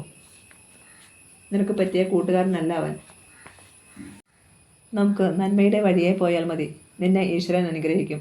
ആകട്ടെ, മാളവിക എന്തിയാമ്മേ? പാവം അടുക്കളയിലുണ്ട്, പേടിച്ചരണ്ട് നിൽക്കുകയാണ്. ഇനി അല്പം പോലീസിനോട് നമ്മൾ എന്ത് മറുപടി പറയും മോനെ? സത്യം പറയാമല്ലോ, നമ്മൾ അരുതാത്തതൊന്നും ചെയ്തിട്ടില്ല. ഒരു സാധു പെൺകുട്ടിയെ ആപത്തിൽ നിന്ന് രക്ഷിച്ചു, അതല്ലേ ഉള്ളൂ. പക്ഷേ രക്ഷാകർത്താക്കൾ ചമഞ്ഞു വന്ന ആ പരിശുകളോടൊപ്പം എങ്ങനെയാണ് നമ്മൾ അവളെ അയക്കുക? അവരെപ്പറ്റിയെല്ലാം അവൾ എൻ്റെ അടുത്ത് പറഞ്ഞു. അവരുടെയൊപ്പം അയക്കരുതേ എന്ന് പറഞ്ഞ് എൻ്റെ കാല് പിടിച്ച് കരയുകയായിരുന്നു ആ കുട്ടി. പ്രായപൂർത്തി വന്ന കുട്ടിയെ അവൾ. അവർക്ക് അവളെ ബലമായി പിടിച്ചുകൊണ്ട് പോകാനുള്ള അധികാരമൊന്നുമില്ലല്ലോ. എന്നാലും ഞാൻ നമ്മുടെ ബാലമാമയുടെ മകനില്ലേ, മുരളിയേട്ടൻ, മൂപ്പരെ ഒന്ന് വിളിച്ച് വിവരം കൊടുക്കാം. കക്ഷി ഇവിടുത്തെ DYSP ആണ്.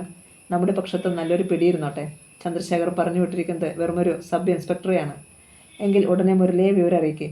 പക്ഷേ എൻ്റെ പേടി മറ്റൊന്നാ. പെൺകുട്ടിയെ വിട്ടുകൊടുക്കണമെന്നും പറഞ്ഞ് അവറ്റകൾ കോടതിയെ സമീപിച്ചാലോ? സകലരും അറിയും, നാണക്കേടാവും. നിന്റെ വിവാഹാലോചനകളെ പോലും അത് ബാധിക്കും. സത്യം പറഞ്ഞാൽ ആരെ വിശ്വസിക്കുക? വിശ്വസിക്കാൻ കഴിയുന്നവർ വിശ്വസിച്ചാൽ മതി. അവൾ പ്രായപൂർത്തി വന്നവളാണെന്നല്ലേ അമ്മ പറഞ്ഞത്. സത്യം അവൾ കോടതിയിൽ പറഞ്ഞുകൊള്ളും. എന്നാലും അമ്മ ഒരു കാര്യം ചെയ്യേ, ആ പെൺകുട്ടിയെയും കൂട്ടി പുറത്തേക്ക് ചെല്ലേ. അവൾക്ക് എന്താണ് അവളോട് പറയാനുള്ളതെന്ന് വെച്ചാൽ പറയട്ടെ. അവൾക്ക് എന്തെങ്കിലും മറുപടി പറയാൻ കാണുമല്ലോ. അമ്മ പേടിക്കണ്ട. അവൾ തൻ്റെ ഇടവും സ്വന്തം അഭിപ്രായവും ഉള്ള പെൺകുട്ടിയാണ്. അപ്പോഴേക്കും ഞാൻ മുരളിയേട്ടനുമായി ഫോണിൽ ബന്ധപ്പെടാം. ചാരുദത്തൻ ടെലിഫോണിനടുത്തേക്ക് നടന്നു. അമ്മ നേരെ അടുക്കളയിലേക്കും. വരുമോളെ, അവർക്ക് എന്താണ് പറയാനുള്ളതെന്ന് വെച്ചാൽ പറയട്ടെ. അമ്മ മാളവികയെ പുറത്തേക്ക് വിളിച്ചു. വേണ്ടമ്മേ, മാളവിക കരഞ്ഞു. ദുഷ്ടപിശാചുക്കളാണ്. അവരെന്നെ ബലമായി പിടിച്ചുകൊണ്ട് പോകും. നീ പേടിക്കണ്ട, ചാരു വന്നിട്ടുണ്ട്. അവൻ വേണ്ട കരുതലുകളൊക്കെ എടുത്തിട്ടുമുണ്ട്. ഇത് വെള്ളരിക്കപ്പെട്ടണമൊന്നും അല്ലല്ലോ. അമ്മ അവളുടെ കൈ കവർന്ന് പുറത്തേക്ക് നയിച്ചു. മാളവിക ഭയന്നാണ് ഒപ്പം ചെന്നത്. പുറത്തെ വാതിൽക്കൽ എത്തിയതും അമ്മ അവളെ പിടിച്ച് മുന്നിലേക്ക് നിർത്തി. ഇതാ നിങ്ങൾ പറഞ്ഞ പെൺകുട്ടി മാളവിക. എന്താണ് നിങ്ങൾക്ക് അവളോട് പറയാനുള്ളതെന്ന് വെച്ചാൽ പറഞ്ഞോളൂ. പറയാനല്ല ഞങ്ങൾ വന്നത്. മാളവികയുടെ ചിറ്റമ്മ ചാടി വന്ന് അവളുടെ കയ്യിൽ കടന്നു പിടിച്ചു. കൊണ്ടുപോകാൻ വന്നതാ ഞങ്ങൾ. പറഞ്ഞതും ആ സ്ത്രീ അവളെ ബലമായ മുറ്റത്തേക്ക് വലിച്ചു ചാടിച്ചു. വന്ന് വണ്ടിയിൽ കയറടി. ഉടൻ ശങ്കരൻകുട്ടി അവളെ കോരിയെടുത്ത് അവർ വന്ന ടാക്സിയിലിട്ടു. അപ്പോഴേക്കും പോലീസുകാർ ജീപ്പിൽ കടന്നിരുന്നു കഴിഞ്ഞു. ഞൊടി നേരം കൊണ്ട് ടാക്സി മുന്നിലും പോലീസ് ജീപ്പ് പിന്നിലുമായി പുറത്തേക്ക് പാഞ്ഞു. അതുകൊണ്ട് വല്ലാതെ ഭയന്നുപോയ അമ്മയ്ക്ക് മോനെ ചാരു എന്ന് നിലവിളിക്കാൻ മാത്രമേ കഴിഞ്ഞുള്ളൂ. ടാക്സിക്കാരൻ്റെ പിൻസീറ്റിൽ ചിറ്റമ്മയുടെയും ശങ്കരൻകുട്ടി എന്ന പിശാച്ചിൻ്റെയും മധ്യേ ബദ്ധ്യതയായിരുന്നു മാളവിക. കൈകൾ രണ്ടും പിന്നിലേക്ക് ചേർത്ത് വെച്ച് കെട്ടിയത് ശങ്കരൻകുട്ടിയാണ്. അയാൾ ആ ജോലി ചെയ്യുന്നതിനിടയിലാണ് ശബ്ദമുണ്ടാക്കാതിരിക്കാൻ ചിറ്റമ്മ അവളുടെ വായിൽ തുണി തിരുക്കി വെച്ചത്. ഞങ്ങളെ കബളിപ്പിച്ചിട്ട് രക്ഷപ്പെടാമെന്ന് നീ ജന്മം വിചാരിക്കണ്ട, ചിറ്റമ്മ അവളെ അറിയിച്ചു. നിനക്ക് തീറ്റ തരുന്നത് ഞാനാണെങ്കിൽ നിന്നെ അനുസരിപ്പിക്കാനും എനിക്കറിയാം. സീറ്റിൻ്റെ പിന്നിലേക്ക് ചാഞ്ഞു കിടന്നിരുന്ന മാളവികയ്ക്ക് എല്ലാം കേൾക്കുകയേ തരമുണ്ടായിരുന്നുള്ളൂ. എൻ്റെ ശങ്കരൻകുട്ടിക്ക് എന്താണ് ഒരു കുറവ്? ചിറ്റമ്മ അവളോട് ചോദിച്ചു. അവന് പ്രായം കൂടുതലാണെന്നല്ലേ നീ പറയുന്നത്? ആണുങ്ങൾക്ക് പ്രായം ഒരു പ്രശ്നമാണോ? ഒരു 25 വർഷം കൂടി അവൻ ഇങ്ങനെ തന്നെ ഇരിക്കും. എന്നാൽ നിന്റെ കാര്യം അതല്ല. ഒന്ന് പെറ്റ് കഴിയുന്നതോടെ നീ മുതുക്കിയാകും. അതറിയാതെ കിടന്ന് നിഗളിക്കണ്ട. തൻ്റെ ജീവിതം ഇവിടെ അവസാനിക്കുകയാണെന്ന് മാളവികയ്ക്ക് തോന്നി. ഒരുപക്ഷെ ചാരുദത്തൻ സാർ പിന്നാലെ തിരക്കി വന്നേക്കാം. എന്നാലും ലോകത്തിൻ്റെ കണ്ണിൽ അദ്ദേഹത്തിന് താനുമായി യാതൊരു ബന്ധവുമില്ല. അതുകൊണ്ട് തന്നെ രക്ഷിക്കാൻ അദ്ദേഹത്തിന് അവകാശവുമില്ല. തൻ്റെ അവകാശികൾ തന്നെ കൊന്നു തിന്നാനൊരുങ്ങുന്ന ഈ മൃഗങ്ങളാണ്. പോലീസും കോടതിയുമെല്ലാം ഇവരുടെ പക്ഷത്തെ നിൽക്കുകയുള്ളൂ എന്ന് തോന്നുന്നു. എങ്കിലും ചാരുദത്തൻ സാർ വിചാരിച്ചാൽ തന്നെ രക്ഷിക്കാൻ എന്തെങ്കിലും ഒരു വഴി കാണാതിരിക്കുമോ? പക്ഷേ അദ്ദേഹം ഇനിയും തനിക്ക് വേണ്ടി ഒരു സാഹസത്തിന് ഒരുങ്ങുമോ? താൻ അത്രയ്ക്ക് ഭാഗ്യവതിയാണോ? തന്നെ സംബന്ധിച്ചിടത്തോളം അദ്ദേഹം ഈശ്വര സമാനമാണ്. ആ അമ്മയാണെങ്കിൽ സ്നേഹത്തിൻ്റെ അവതാരവും. ഒരു ജന്മം കൊണ്ടുപോലും ഉണ്ടാവാത്ത അടുപ്പം ഒരു രാത്രി കൊണ്ട് തന്നെ അവർ ഇരുവരുമായി ഉണ്ടായി. തന്നെ രക്ഷപ്പെടുത്തണമെന്ന് ആ അമ്മയ്ക്കെങ്കിലും തോന്നാതിരിക്കുമോ? കേട്ടോടാ ശങ്കരൻകുട്ടി, ചിറ്റമ്മ വീണ്ടും തുടങ്ങി. ഇനി ഇവളെ എങ്ങനെ വിട്ടാൽ പറ്റില്ല. ഉടനെ നിങ്ങൾ തമ്മിലുള്ള വിവാഹം രജിസ്റ്റർ ചെയ്യണം. ഇല്ലെങ്കിൽ ആ ചാരുദത്തെന്ന് പറഞ്ഞവൻ വന്ന് ഇവളെ വിളിച്ചുകൊണ്ട് പോകും. അവൻ നിസ്സാരനൊന്നുമല്ല. എത്രയും നേരത്തെ വിവാഹം രജിസ്റ്റർ ചെയ്യണമെന്ന എൻ്റെയും ആഗ്രഹം. രജിസ്ട്രാറുടെ ഓഫീസിൽ എത്തിക്കോളാമെന്നല്ലേ ചന്ദ്രശേഖർ സാർ പറഞ്ഞിരിക്കുന്നത്? സാക്ഷികളെയും അദ്ദേഹം കൊണ്ടുവന്നോളുമായിരിക്കും. ശങ്കരൻകുട്ടി ഒന്നും അറിയേണ്ടെന്നാ എന്നോട് പറഞ്ഞിരിക്കുന്നത്. എന്ത് സ്നേഹമുള്ള മനുഷ്യൻ. എളുപ്പം കാലത്ത് വിളിച്ചുകൊണ്ട് പോരുമ്പോൾ തന്നെ 100ൻ്റെ 10 നോട്ടല്ലേ ചേച്ചിയുടെ കയ്യിലേക്ക് വെച്ച് തന്നത്. ഇനി അതിൻ്റെ ഇരട്ടി തരാമെന്നും പറഞ്ഞിട്ടില്ലേ? ശങ്കരൻകുട്ടി ചോദിച്ചു. പക്ഷേ രജിസ്റ്റർ കല്യാണം കഴിഞ്ഞാലുടൻ ആ സാറിൻ്റെ കൂടെ ഇവളെ ഒരാഴ്ച താമസിപ്പിക്കണമെന്നൊരു കരാറും പറഞ്ഞിട്ടുണ്ട്. ഓ, അതിനെന്താ ഛേദം? അത് കഴിഞ്ഞിട്ടേ ഞങ്ങൾ ബോംബെക്ക് പോകുന്നുള്ളതെന്ന് വച്ചാൽ പോരെ? ബോംബെയിൽ ചെന്നിട്ട് ഞാൻ ഇവളെ കൊണ്ട് നല്ലൊരു ലാഭം ഉണ്ടാക്കും. മര്യാദയ്ക്ക് നിന്നാൽ കിട്ടുന്നതിൽ ഓരോഹരി ഞാൻ ഇവൾക്കും കൊടുക്കും. അതല്ല എതിർത്ത് നിൽക്കാന ഭാവമെങ്കിൽ ചുവന്ന തെരുവിലെ ഏതെങ്കിലും കൂട്ടിൽ ഇവൾ എന്നേക്കുമായി അടയ്ക്കപ്പെടും. തീർച്ച. ശങ്കരൻകുട്ടി പറഞ്ഞു നിർത്തിയതും ഒരു പോലീസ് ജീപ്പ് അവരുടെ ടാക്സിക്കാരനെ ഓവർടേക്ക് ചെയ്ത് മുന്നിൽ കയറി. അത് അവരെ സഹായിക്കാനായി അനുധാവനം ചെയ്തിരുന്ന ജീപ്പ് ആയിരുന്നില്ല താനും. മുന്നിൽ കയറിയ ജീപ്പ് പെട്ടെന്ന് തിരിഞ്ഞു ടാക്സിക്കാരനെ തടഞ്ഞുകൊണ്ട് റോഡിന് കുറുകെ നിന്നു. അതോടെ കാറും നിർത്തേണ്ടി വന്നു. ടാക്സി ഡ്രൈവർ തിരിഞ്ഞ് പരിഭ്രമത്തോടെ ശങ്കരൻകുട്ടിയെ നോക്കി. അപ്പോഴേക്ക് മുന്നിൽ നിന്ന പോലീസ് ജീപ്പിൽ നിന്നും DYSP മുരളീരാജും ഒരു സർക്കിൾ ഇൻസ്പെക്ടറും 2 കോൺസ്റ്റബിൾമാരും പുറത്തു വന്നു. സർക്കിൾ ഇൻസ്പെക്ടർ കാറിനരികിലെത്തി പിൻവാതിൽ വലിച്ചു തുറന്നു. മാളവികയുടെ ഇരുവശത്തും ചിറ്റമ്മയും ശങ്കരൻകുട്ടിയും ജീവച്ഛവങ്ങളായിരുന്നു. പുതിയ പോലീസ് വണ്ടി തന്നെ രക്ഷിക്കാൻ വന്നതോ നശിപ്പിക്കാൻ വന്നതോ എന്ന് മാളവികയ്ക്ക് മനസ്സിലായില്ല. ഇറങ്ങ്. സർക്കിൾ ഇൻസ്പെക്ടർ കാറിനുള്ളിലേക്ക് നോക്കി അലറി. ചിറ്റമ്മയാണ് ആദ്യം ഇറങ്ങിയത്. പുറകെ മാളവിക, ഒടുവിൽ ശങ്കരൻകുട്ടി. ശങ്കരൻകുട്ടി കിടുകിട വിറയ്ക്കുന്നുണ്ടായിരുന്നു. ടാക്സിക്കാരന് പിന്നിൽ ശങ്കരൻകുട്ടിക്കും സംഘത്തിനും സംരക്ഷണം നൽകാനെത്തിയ പോലീസ് ജീപ്പും കിടക്കുന്നുണ്ടായിരുന്നു. അതിൽ ഉണ്ടായിരുന്ന സബ് ഇൻസ്പെക്ടർ ഡിവൈഎസ്പിക്കും സർക്കിൾ ഇൻസ്പെക്ടർക്കും മുന്നിൽ സല്യൂട്ടിൽ നിന്നു. ഇവരെ മൂവരെയും മുന്നിലെ ജീപ്പിൽ കയറ്റിക്കോളൂ. മാളവികയെയും ചിറ്റമ്മയെയും ശങ്കരൻകുട്ടിയെയും ചൂണ്ടി ഡിവൈഎസ്പി ഒരു കോൺസ്റ്റബിളിനോട് കൽപ്പിച്ചു. പിന്നെ സർക്കിൾ ഇൻസ്പെക്ടറോട് പറഞ്ഞു, നമുക്ക് ഈ കാറിൽ പോകാം, എനിക്ക് ഈ ടാക്സി ഡ്രൈവറെയും ആവശ്യമുണ്ട്. സർക്കിൾ ഇൻസ്പെക്ടർ ഡ്രൈവർക്കരികിൽ മുൻസീറ്റിലും ഡിവൈഎസ്പി പിന്നിലും ഇരുന്നു. ഇനി ഞങ്ങളെ ഫോളോ ചെയ്തോളുക. തലപ്പുറത്തേക്കിട്ട് പിന്നിലേക്ക് നോക്കിക്കൊണ്ട് ഡിവൈഎസ്പി പുറകിലുള്ള ജീപ്പിനെ നയിക്കുന്ന സബ് ഇൻസ്പെക്ടറെ അറിയിച്ചു. അങ്ങനെ ആ 3 വാഹനങ്ങളും ഒന്നിനു പുറകെ ഒന്നായി ടൗണിലെ പ്രധാന പോലീസ് സ്റ്റേഷനിലേക്ക് നീങ്ങി. ഏതാണ്ട് 10 മിനിറ്റിനുള്ളിൽ 3 വണ്ടികളും സ്റ്റേഷൻ്റെ ഗേറ്റിനുള്ളിൽ എത്തിച്ചേർന്നു. ആദ്യം പുറത്തിറങ്ങിയത് ഡിവൈഎസ്പി ആണ്. ഇനി എല്ലാവർക്കും ഇറങ്ങാം. അങ്ങനെ ഒരു നിർദ്ദേശം നൽകിയിട്ട് അദ്ദേഹം അകത്തേക്ക് നടന്നു. അകത്തെ മുറിയിൽ ചാരുദത്തനും അമ്മയും കാത്തിരിക്കുന്നുണ്ടായിരുന്നു. അവരെ നോക്കി ഒന്ന് പുഞ്ചിരിച്ച ശേഷം ഡിവൈഎസ്പി മുരളീരാജ് നേരെ തൻ്റെ ക്യാബിനിലേക്കാണ് നടന്നത്. ക്യാബിനിൽ കയറി സീറ്റിൽ ഇരുന്നതും കാളിംഗ് ബെൽ മുഴക്കി ഒരു കോൺസ്റ്റബിളിനെ വരുത്തി. മാളവിക എന്ന പെൺകുട്ടിയുടെ ചിറ്റമ്മയോട് വരാൻ പറയൂ, ഡിവൈഎസ്പി കോൺസ്റ്റബിളിനോട് ആവശ്യപ്പെട്ടു. കോൺസ്റ്റബിൾ പുറത്തുപോയി ഏതാനും നിമിഷങ്ങൾ കഴിഞ്ഞപ്പോൾ മാളവികയുടെ ചിറ്റമ്മ തെല്ലിൽ പതറിയ മുഖത്തോടെ ഡിവൈഎസ്പിയുടെ മുന്നിലെത്തി. നിങ്ങൾ യഥാർത്ഥത്തിൽ ആ പെൺകുട്ടിയുടെ ചിറ്റമ്മ തന്നെയോ? ഡിവൈഎസ്പി മുരളീരാജ് ആ സ്ത്രീയോട് ചോദിച്ചു. അതെ, എൻ്റെ ഭർത്താവിന് ആദ്യ ഭാര്യയിലുണ്ടായ മകളാണ് അവൾ. നിങ്ങളുടെ ഭർത്താവ് എവിടെ? മരിച്ചുപോയി. ആ പെൺകുട്ടിയുടെ അമ്മയോ? അവളെ പ്രസവിച്ചപ്പോഴേ മരിച്ചു പോയത്രേ. ഇവളെ എന്നു മുതലാണ് വീട്ടിൽ നിന്നും കാണാതായത്? ഇന്നലെ വൈകുന്നേരം മുതൽ. ഓഹോ, അപ്പോൾ പെട്ടെന്ന് തന്നെ നിങ്ങൾക്ക് അവളെ കണ്ടു കിട്ടിയല്ലോ. ദൈവാനുഗ്രഹം എന്നല്ലാതെ എന്ത് പറയാൻ. ആകട്ടെ, അവൾ ചാരുദത്തൻ്റെ വീട്ടിലുണ്ടെന്ന് നിങ്ങൾക്ക് എങ്ങനെ മനസ്സിലായി? ഞങ്ങൾ പോലീസിൽ പരാതിപ്പെട്ടു. പോലീസാണ് അവൾ ചാരുദത്തൻ എന്ന പണക്കാരൻ്റെ വീട്ടിലുണ്ടെന്ന് കണ്ടുപിടിച്ചത്. ഡിവൈഎസ്പി വീണ്ടും കാളിംഗ് ബെല്ലിൻ്റെ സ്വിച്ചിൽ വിരലമർത്തി. വാതിൽക്കലെത്തിയ കോൺസ്റ്റബിളിനോട് കൽപ്പിച്ചു. സബ് ഇൻസ്പെക്ടർ രമേശ് കൃഷ്ണനെ വിളിക്കൂ. 2 നിമിഷങ്ങളെ വേണ്ടി വന്നുള്ളൂ SI രമേശ് കൃഷ്ണൻ മുറിയിലെത്താൻ. നിങ്ങൾ എങ്ങനെയാണ് ആ പെൺകുട്ടി ചാരുദത്തൻ്റെ വീട്ടിലുണ്ടെന്ന് അറിഞ്ഞത്? ചാരുദത്തൻ എന്ന ഒരു പണക്കാരൻ അയാളുടെ വീട്ടിനുള്ളിൽ ഇവരുടെ പെൺകുട്ടിയെ ഒളിപ്പിച്ചു വെച്ചിരിക്കുന്നുവെന്നായിരുന്നു പരാതി. പരാതി കിട്ടിയാൽ അന്വേഷിക്കാതിരിക്കാൻ പറ്റില്ലല്ലോ. ഡിവൈഎസ്പി മുരളീരാജ് പൊട്ടിച്ചിരിച്ചു. നിങ്ങളിൽ ഒരാൾ പറഞ്ഞത് കളവാണ്. ആരാണ് കളവ് പറഞ്ഞതെന്ന് ഇനി അറിയേണ്ടതുള്ളൂ. മാളവികയുടെ ചിറ്റമ്മയോട് ഞാൻ വീണ്ടും ചോദിക്കുകയാണ്. മാളവിക ചാരുദത്തൻ്റെ വീട്ടിലുണ്ടെന്ന് നിങ്ങൾ എങ്ങനെയാണ് അറിഞ്ഞത്? ആ സ്ത്രീ വിയർത്ത് കുളിച്ചിരുന്നു. ഇന്നലെ വെളുപ്പംകാലത്ത് ഒരാൾ കാറിൽ ഞങ്ങളുടെ വീട്ടിൽ വന്നു. അയാളാണ് മാളവിക ചാരുദത്തൻ എന്ന ഒരാളുടെ വീട്ടിലുണ്ടെന്ന് ഞങ്ങൾ അറിയിച്ചത്. അയാളുടെ കാറിലാണ് ഞങ്ങൾ പോലീസ് സ്റ്റേഷനിൽ എത്തിയത്. ഇദ്ദേഹത്തിൻ്റെ കൈവശം പരാതി കൊടുക്കുകയും ചെയ്തു. മാളവികയുടെ വിവരവുമായി കാറിൽ നിങ്ങളുടെ വീട്ടിൽ വന്ന ആൾ ആരാണ്? അറിയില്ല. മുൻ പരിചയമില്ലേ? ഇല്ല. ഒരു പരിചയവും ഇല്ലാതിരുന്നിട്ടും അയാൾ നിങ്ങളെ സഹായിക്കാനെത്തിയത്? ഒരു പാവം പെൺകുട്ടി നശിക്കേണ്ടെന്ന് കരുതിയാവും. കൊള്ളാം, നല്ല മറുപടി. ഒന്ന് ചോദിച്ചോട്ടെ, ആ മനുഷ്യനെ ഇനിയും കണ്ടാൽ നിങ്ങൾക്ക് തിരിച്ചറിയാൻ കഴിയുമോ? ഇല്ല. അയാളുടെ ഫോട്ടോഗ്രാഫ് കണ്ടാലോ? ഇല്ല. ഇത്ര തീർച്ചയായി ഇല്ല എന്ന് പറയാൻ കഴിയുന്നതെങ്ങനെ? ഇരുട്ടിൽ ഞാൻ ആ മുഖം വ്യക്തമായി കണ്ടില്ല. രാവിലെ പോലീസ് സ്റ്റേഷനിലെത്തിയിട്ടും ആ മുഖം കണ്ടില്ലേ? ഞങ്ങളെ സ്റ്റേഷനിൽ എത്തിച്ച ശേഷം അയാൾ തിരിച്ചുപോയി. ഡിവൈഎസ്പി മുരളീരാജ് SIയുടെ നേർക്ക് തിരിഞ്ഞു. നിങ്ങളും അയാൾ കണ്ടില്ലേ? ഇല്ല. എൻ്റെ അടുത്ത് പരാതി കൊണ്ടുവന്നത് ഈ സ്ത്രീയാണ്. 2 പേരെയും ഒരുമിച്ച് നിർത്തി ചോദ്യം ചെയ്താൽ ഒരേ മറുപടിയല്ലേ പറയൂ? ഞാൻ സത്യമാണ് പറഞ്ഞത് സാർ. ആ പെൺകുട്ടിയെ കസ്റ്റഡിയിലെടുത്തിട്ട് നിങ്ങളെന്തേ അവളെ സ്റ്റേഷനിൽ കൊണ്ടുവന്ന് നിയമപരമായി ഇവർക്ക് കൈമാറാതെ നേരെ കാറിൽ പറഞ്ഞയച്ചു? സ്റ്റേഷനിലേക്ക് കൊണ്ടുവരികയായിരുന്നു. അത് ശരി, നിങ്ങൾക്ക് വളഞ്ഞ വഴികളോട് സഞ്ചരിക്കുവാനാണല്ലോ താല്പര്യം. പെട്ടെന്ന് SIയുടെ മുഖം കുനിഞ്ഞുപോയി. ആകട്ടെ, ഈ സ്ത്രീ കുറേശ്ശെ കള്ളം പറയുന്ന കൂട്ടത്തിലാണെന്ന് നിങ്ങൾക്ക് തോന്നുന്നുണ്ടോ? ഇല്ല. ഗുഡ്. ഡിവൈഎസ്പി വീണ്ടും മാളവികയുടെ ചിറ്റമ്മയിലേക്ക് തിരിഞ്ഞു. മാളവികയെക്കുറിച്ച് വിവരം നൽകിയ ആ മനുഷ്യൻ വന്ന കാറിൻ്റെ നമ്പർ നിങ്ങൾ ഓർക്കുന്നുണ്ടോ? ഇല്ല. ഡിവൈഎസ്പി വീണ്ടും ബെല്ലടിച്ച് കോൺസ്റ്റബിളിനെ വരുത്തി. മാളവിക എന്ന പെൺകുട്ടിയെ കൊണ്ടുവരൂ. നിമിഷങ്ങൾ. കോൺസ്റ്റബിളിനോടൊപ്പം മാളവിക ക്യാബിൻ്റെ വാതിൽക്കലെത്തി. അകത്തു വരൂ, ഡിവൈഎസ്പി മുരളീധരൻ വിളിച്ചു. വിറച്ച് അവൾ അകത്തെത്തി. ഒരു നിമിഷം ദീനമായി മുരളീരാജിൻ്റെ മുഖത്തേക്ക് നോക്കി നിന്നു. പിന്നെ പൊട്ടിക്കരഞ്ഞുകൊണ്ട് ആ കാൽക്കലേക്ക് വീണു. എന്നെ ഇവരോടൊപ്പം അയക്കരുതേ സാർ, ഡിവൈഎസ്പിയുടെ ഷൂവിൽ കെട്ടിപ്പിടിച്ചുകൊണ്ട് മാളവിക അപേക്ഷിച്ചു. ഇവർ എൻ്റെ രണ്ടാനമ്മയാണ്. കൂടെയുള്ളത് അവരുടെ ആങ്ങളയും. എൻ്റെ അച്ഛൻ 1 വർഷം മുമ്പ് മരിച്ചുപോയി. അതിൽ പിന്നെ ഇവരെന്നെ ഒരുപാട് കഷ്ടപ്പെടുത്തി. അവസാനം ചിറ്റമ്മയെന്ന അവരുടെ ആങ്ങളയായ ശങ്കരൻകുട്ടിക്ക് കല്യാണം കഴിച്ചു കൊടുക്കാൻ തീരുമാനിച്ചു. അയാൾ ബോംബെയിലെ ചുവന്ന തെരുവിലെ ഏജൻ്റാണെന്നാണ് നാട്ടിലെല്ലാവരും പറയുന്നത്. എന്നെ കൊണ്ടുപോയി വേശ്യാലയങ്ങൾക്ക് വിൽക്കുമത്രേ. കാറിലിരുന്നുള്ള ചിറ്റമ്മയുടെയും ആങ്ങളുടെയും സംസാരത്തിൽ നിന്ന് അത് സത്യമാണെന്ന് എനിക്ക് മനസ്സിലായി. നോക്കൂ സാർ.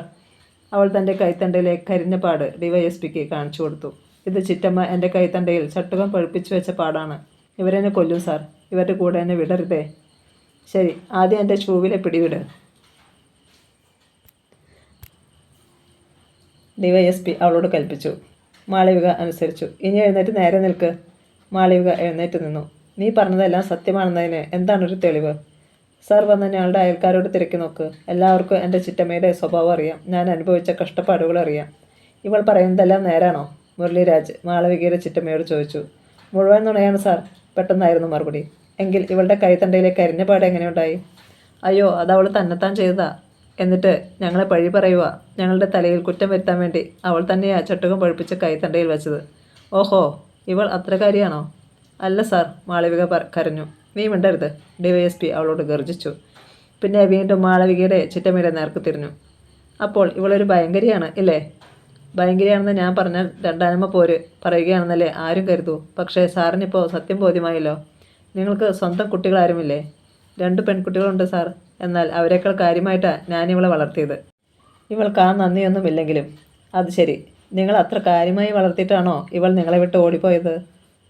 തോന്നിവാസം ജീവിക്കണമെന്ന വിചാരക്കാരിയെ അവൾ. സ്വഭാവമൊക്കെ മഹാ ചീത്തയാ. പെൺകുട്ടികൾ ചീത്ത വഴിക്ക് പോകാൻ ഞാൻ സമ്മതിക്കില്ല. ചിറ്റമ്മ വളർത്തി പെണ്ണ് കേടായെന്ന് ആരും പറയരുതല്ലോ. പക്ഷേ എൻ്റെ ചിട്ടയ്ക്ക് ജീവിക്കാൻ അവൾ തയ്യാറല്ല. അവൾക്ക് അലവലാതിയായി നടക്കണം. അതിനുവേണ്ടിയാ എൻ്റെ കണ്ണു വെട്ടിച്ച് ഓടിപ്പോകുന്നത്. ഏതായാലും ഇവൾ നിങ്ങളുടെ ചിട്ടയ്ക്ക് ജീവിക്കില്ല എങ്കിൽ പോയ വഴിക്ക് പോട്ടെ എന്ന് കരുതാൻ വയ്യായിരുന്നോ? പക്ഷേ ദേശക്കാർ ഞങ്ങളെ വെറുതെ വിടുമോ? പെണ്ണ് എവിടെ പോയെന്ന് ആളുകൾ ചോദിച്ചാൽ ഞങ്ങൾ എന്ത് സമാധാനം പറയും? രണ്ടാനമ്മ പെണ്ണിനെ കൊന്ന് കുഴിച്ചുമൂടിയെന്ന് പറയാൻ മടിക്കാത്തവരാ ആ നാട്ടുകാർ. ഓഹോ, അപ്പോൾ നാട്ടുകാരെ ബോധിപ്പിക്കാൻ വേണ്ടിയാണ് നിങ്ങൾ ഇവളെ ബലമായി കടത്തിക്കൊണ്ടുപോയത് അല്ലേ?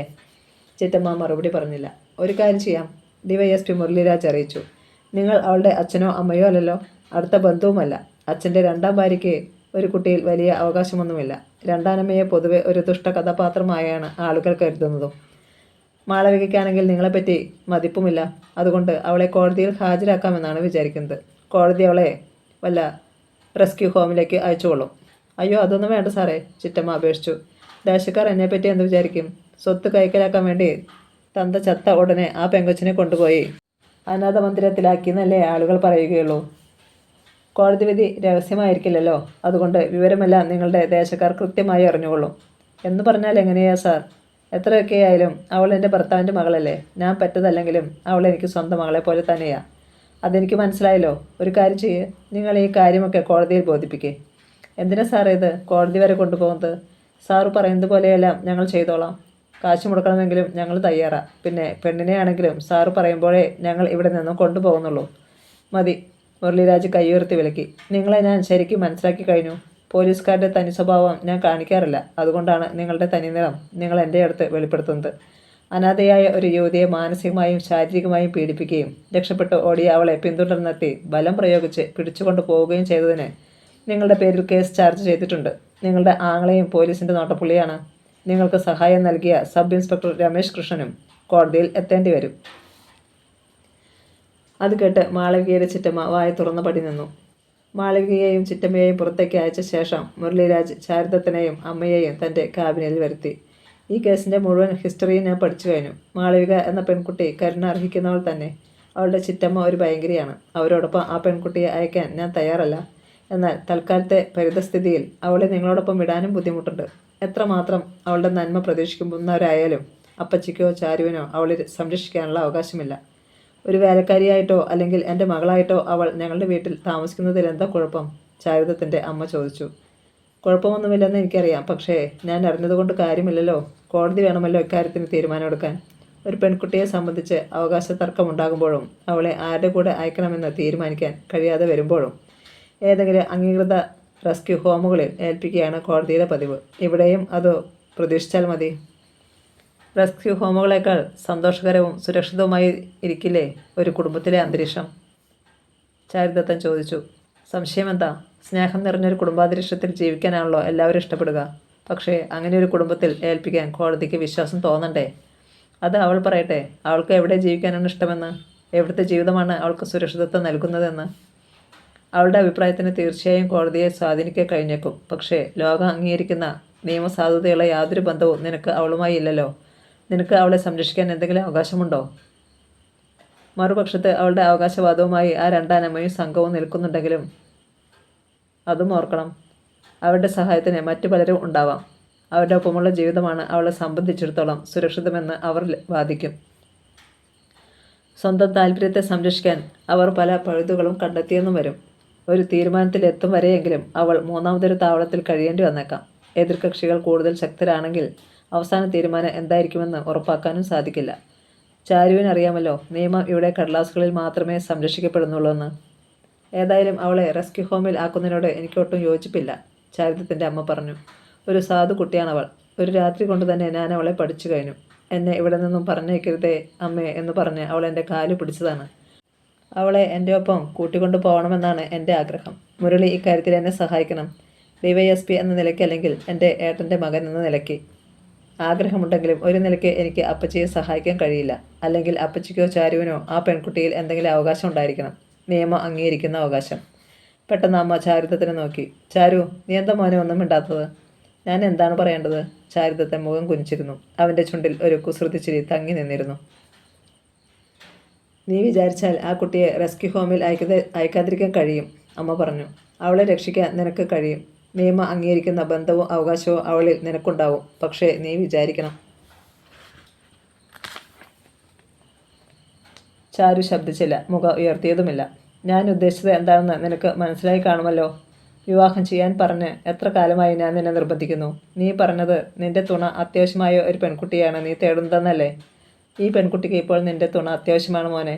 ആ ദുഷ്ടക്കൂട്ടം ആ കുട്ടിയെ നശിപ്പിച്ച് കളയാതിരിക്കാൻ വേണ്ടിയെങ്കിലും ഒരു രജിസ്റ്റർ വിവാഹം, അതുമതി. അവളെ സംരക്ഷിക്കാനുള്ള അവകാശം നിനക്ക് ലഭിക്കും. അമ്മേ, കണ്ണിൽ ആനന്ദാശ്രുക്കളോടെ മുഖമുയർത്തി ശാരദത്തൻ അമ്മയെ നോക്കി. ആലോചിച്ചിട്ടാണോ അപ്പച്ചി ഈ തീരുമാനമെടുത്തത്? മുരളീരാജ് ചോദിച്ചു. ആ പെൺകുട്ടിയോടുള്ള സഹതാപത്തിൻ്റെ പേരിലാണ് ചാരുവിനെ കൊണ്ട് അവളെ വിവാഹം ചെയ്യിക്കാൻ ഒരുങ്ങുന്നതെങ്കിൽ ഒരു കാര്യം ഓർക്കണം. സഹതാപം അർഹിക്കുന്ന പെൺകുട്ടികളെ ഇനിയും കണ്ടെത്തിയേക്കാം. അവരെയൊന്നും വിവാഹം കഴിക്കുവാൻ ചാരുവിന് കഴിയില്ല. വേണ്ട, ഒരെണ്ണത്തിനെയെങ്കിലും രക്ഷിക്കാൻ കഴിഞ്ഞാൽ അത് മതി. ആകട്ടെ, ചാരു എന്തു പറയുന്നു? DYSP മുരളീരാജ് ചാരുദത്തനെ നോക്കി. ചാരുദത്തൻ വീണ്ടും കുസൃതി ചിരിയോടെ മുഖം കുനിച്ചു. അവനോട് ഒന്നും ചോദിക്കണ്ട. അവനെ എനിക്കറിയില്ലേ, അമ്മ പറഞ്ഞു. അവനല്ലേ ആ പെൺകുട്ടിയെ വീട്ടിലേക്ക് കൂട്ടിക്കൊണ്ടുവന്നത്. അത് ഏതോ നല്ല മുഹൂർത്തത്തിലായിരുന്നെന്ന് തീർച്ചയാണ്. എങ്കിൽ മാളവികയുടെ സമ്മതം ചോദിച്ചറിയുന്ന ജോലി എനിക്ക് വിട്, മുരളീരാജ് പറഞ്ഞു. മുരളീരാജ് തന്നെയാണ് മാളവികയുടെ ഇഷ്ടം ചോദിച്ചറിഞ്ഞത്. പോലീസ് സാന്നിധ്യത്തിൽ തന്നെ മണിക്കൂറുകൾക്കകം ആ വിവാഹം നടത്തുകയും ചെയ്തു. പിറ്റേന്ന് ആചാരപ്രകാരം ബന്ധുക്കളെയും സുഹൃത്തുക്കളെയും ക്ഷണിച്ച് വിവാഹം ആഘോഷമായി നടത്തുവാനും തീരുമാനിച്ചു. ടെലിഫോണിലൂടെയാണ് ചാരുദത്തൻ വേണ്ടപ്പെട്ട എല്ലാവരെയും ക്ഷണിച്ചത്. ഏറ്റവും അവസാനമാണ് ചന്ദ്രശേഖരൻ്റെ നമ്പർ ഡയൽ ചെയ്തത്. നാളെ രാവിലെ 9 മണി കഴിഞ്ഞ് എൻ്റെ വിവാഹം നടക്കാൻ പോവുകയാണ്. മാളവികയാണ് വധു. നീ തീർച്ചയായും വരണം. നാളെ നീ അവളെ കോടതിയിൽ ഹാജരാക്കേണ്ടി വരും. അവൾ മാത്രമല്ല, ഞാനും കോടതിയിൽ ഹാജരാകുന്നുണ്ട്. ചാരു, നീ തീ കൊണ്ടാണ് കളിക്കുന്നത്. എന്നെ തോൽപ്പിക്കാനുള്ള നിന്റെ ശ്രമം നിന്നെ എവിടെ എത്തിക്കുമെന്ന് നിനക്കറിയില്ല. ചന്ദ്രശേഖർ തീക്കട്ടയാണെങ്കിൽ നീ വെറും നെയ്യുറുമ്പാണടാ. അത് നിൽക്കട്ടെ, നാളെ വരില്ലേ? വരും, നിന്നോട് സഹതപിക്കാൻ, എൻ്റെ അനുശോചനം അറിയിക്കാൻ. വരുമടാ. ചന്ദ്രു വരും. പെട്ടെന്ന് ഫോൺ കട്ടായി. കഥ തുടരും.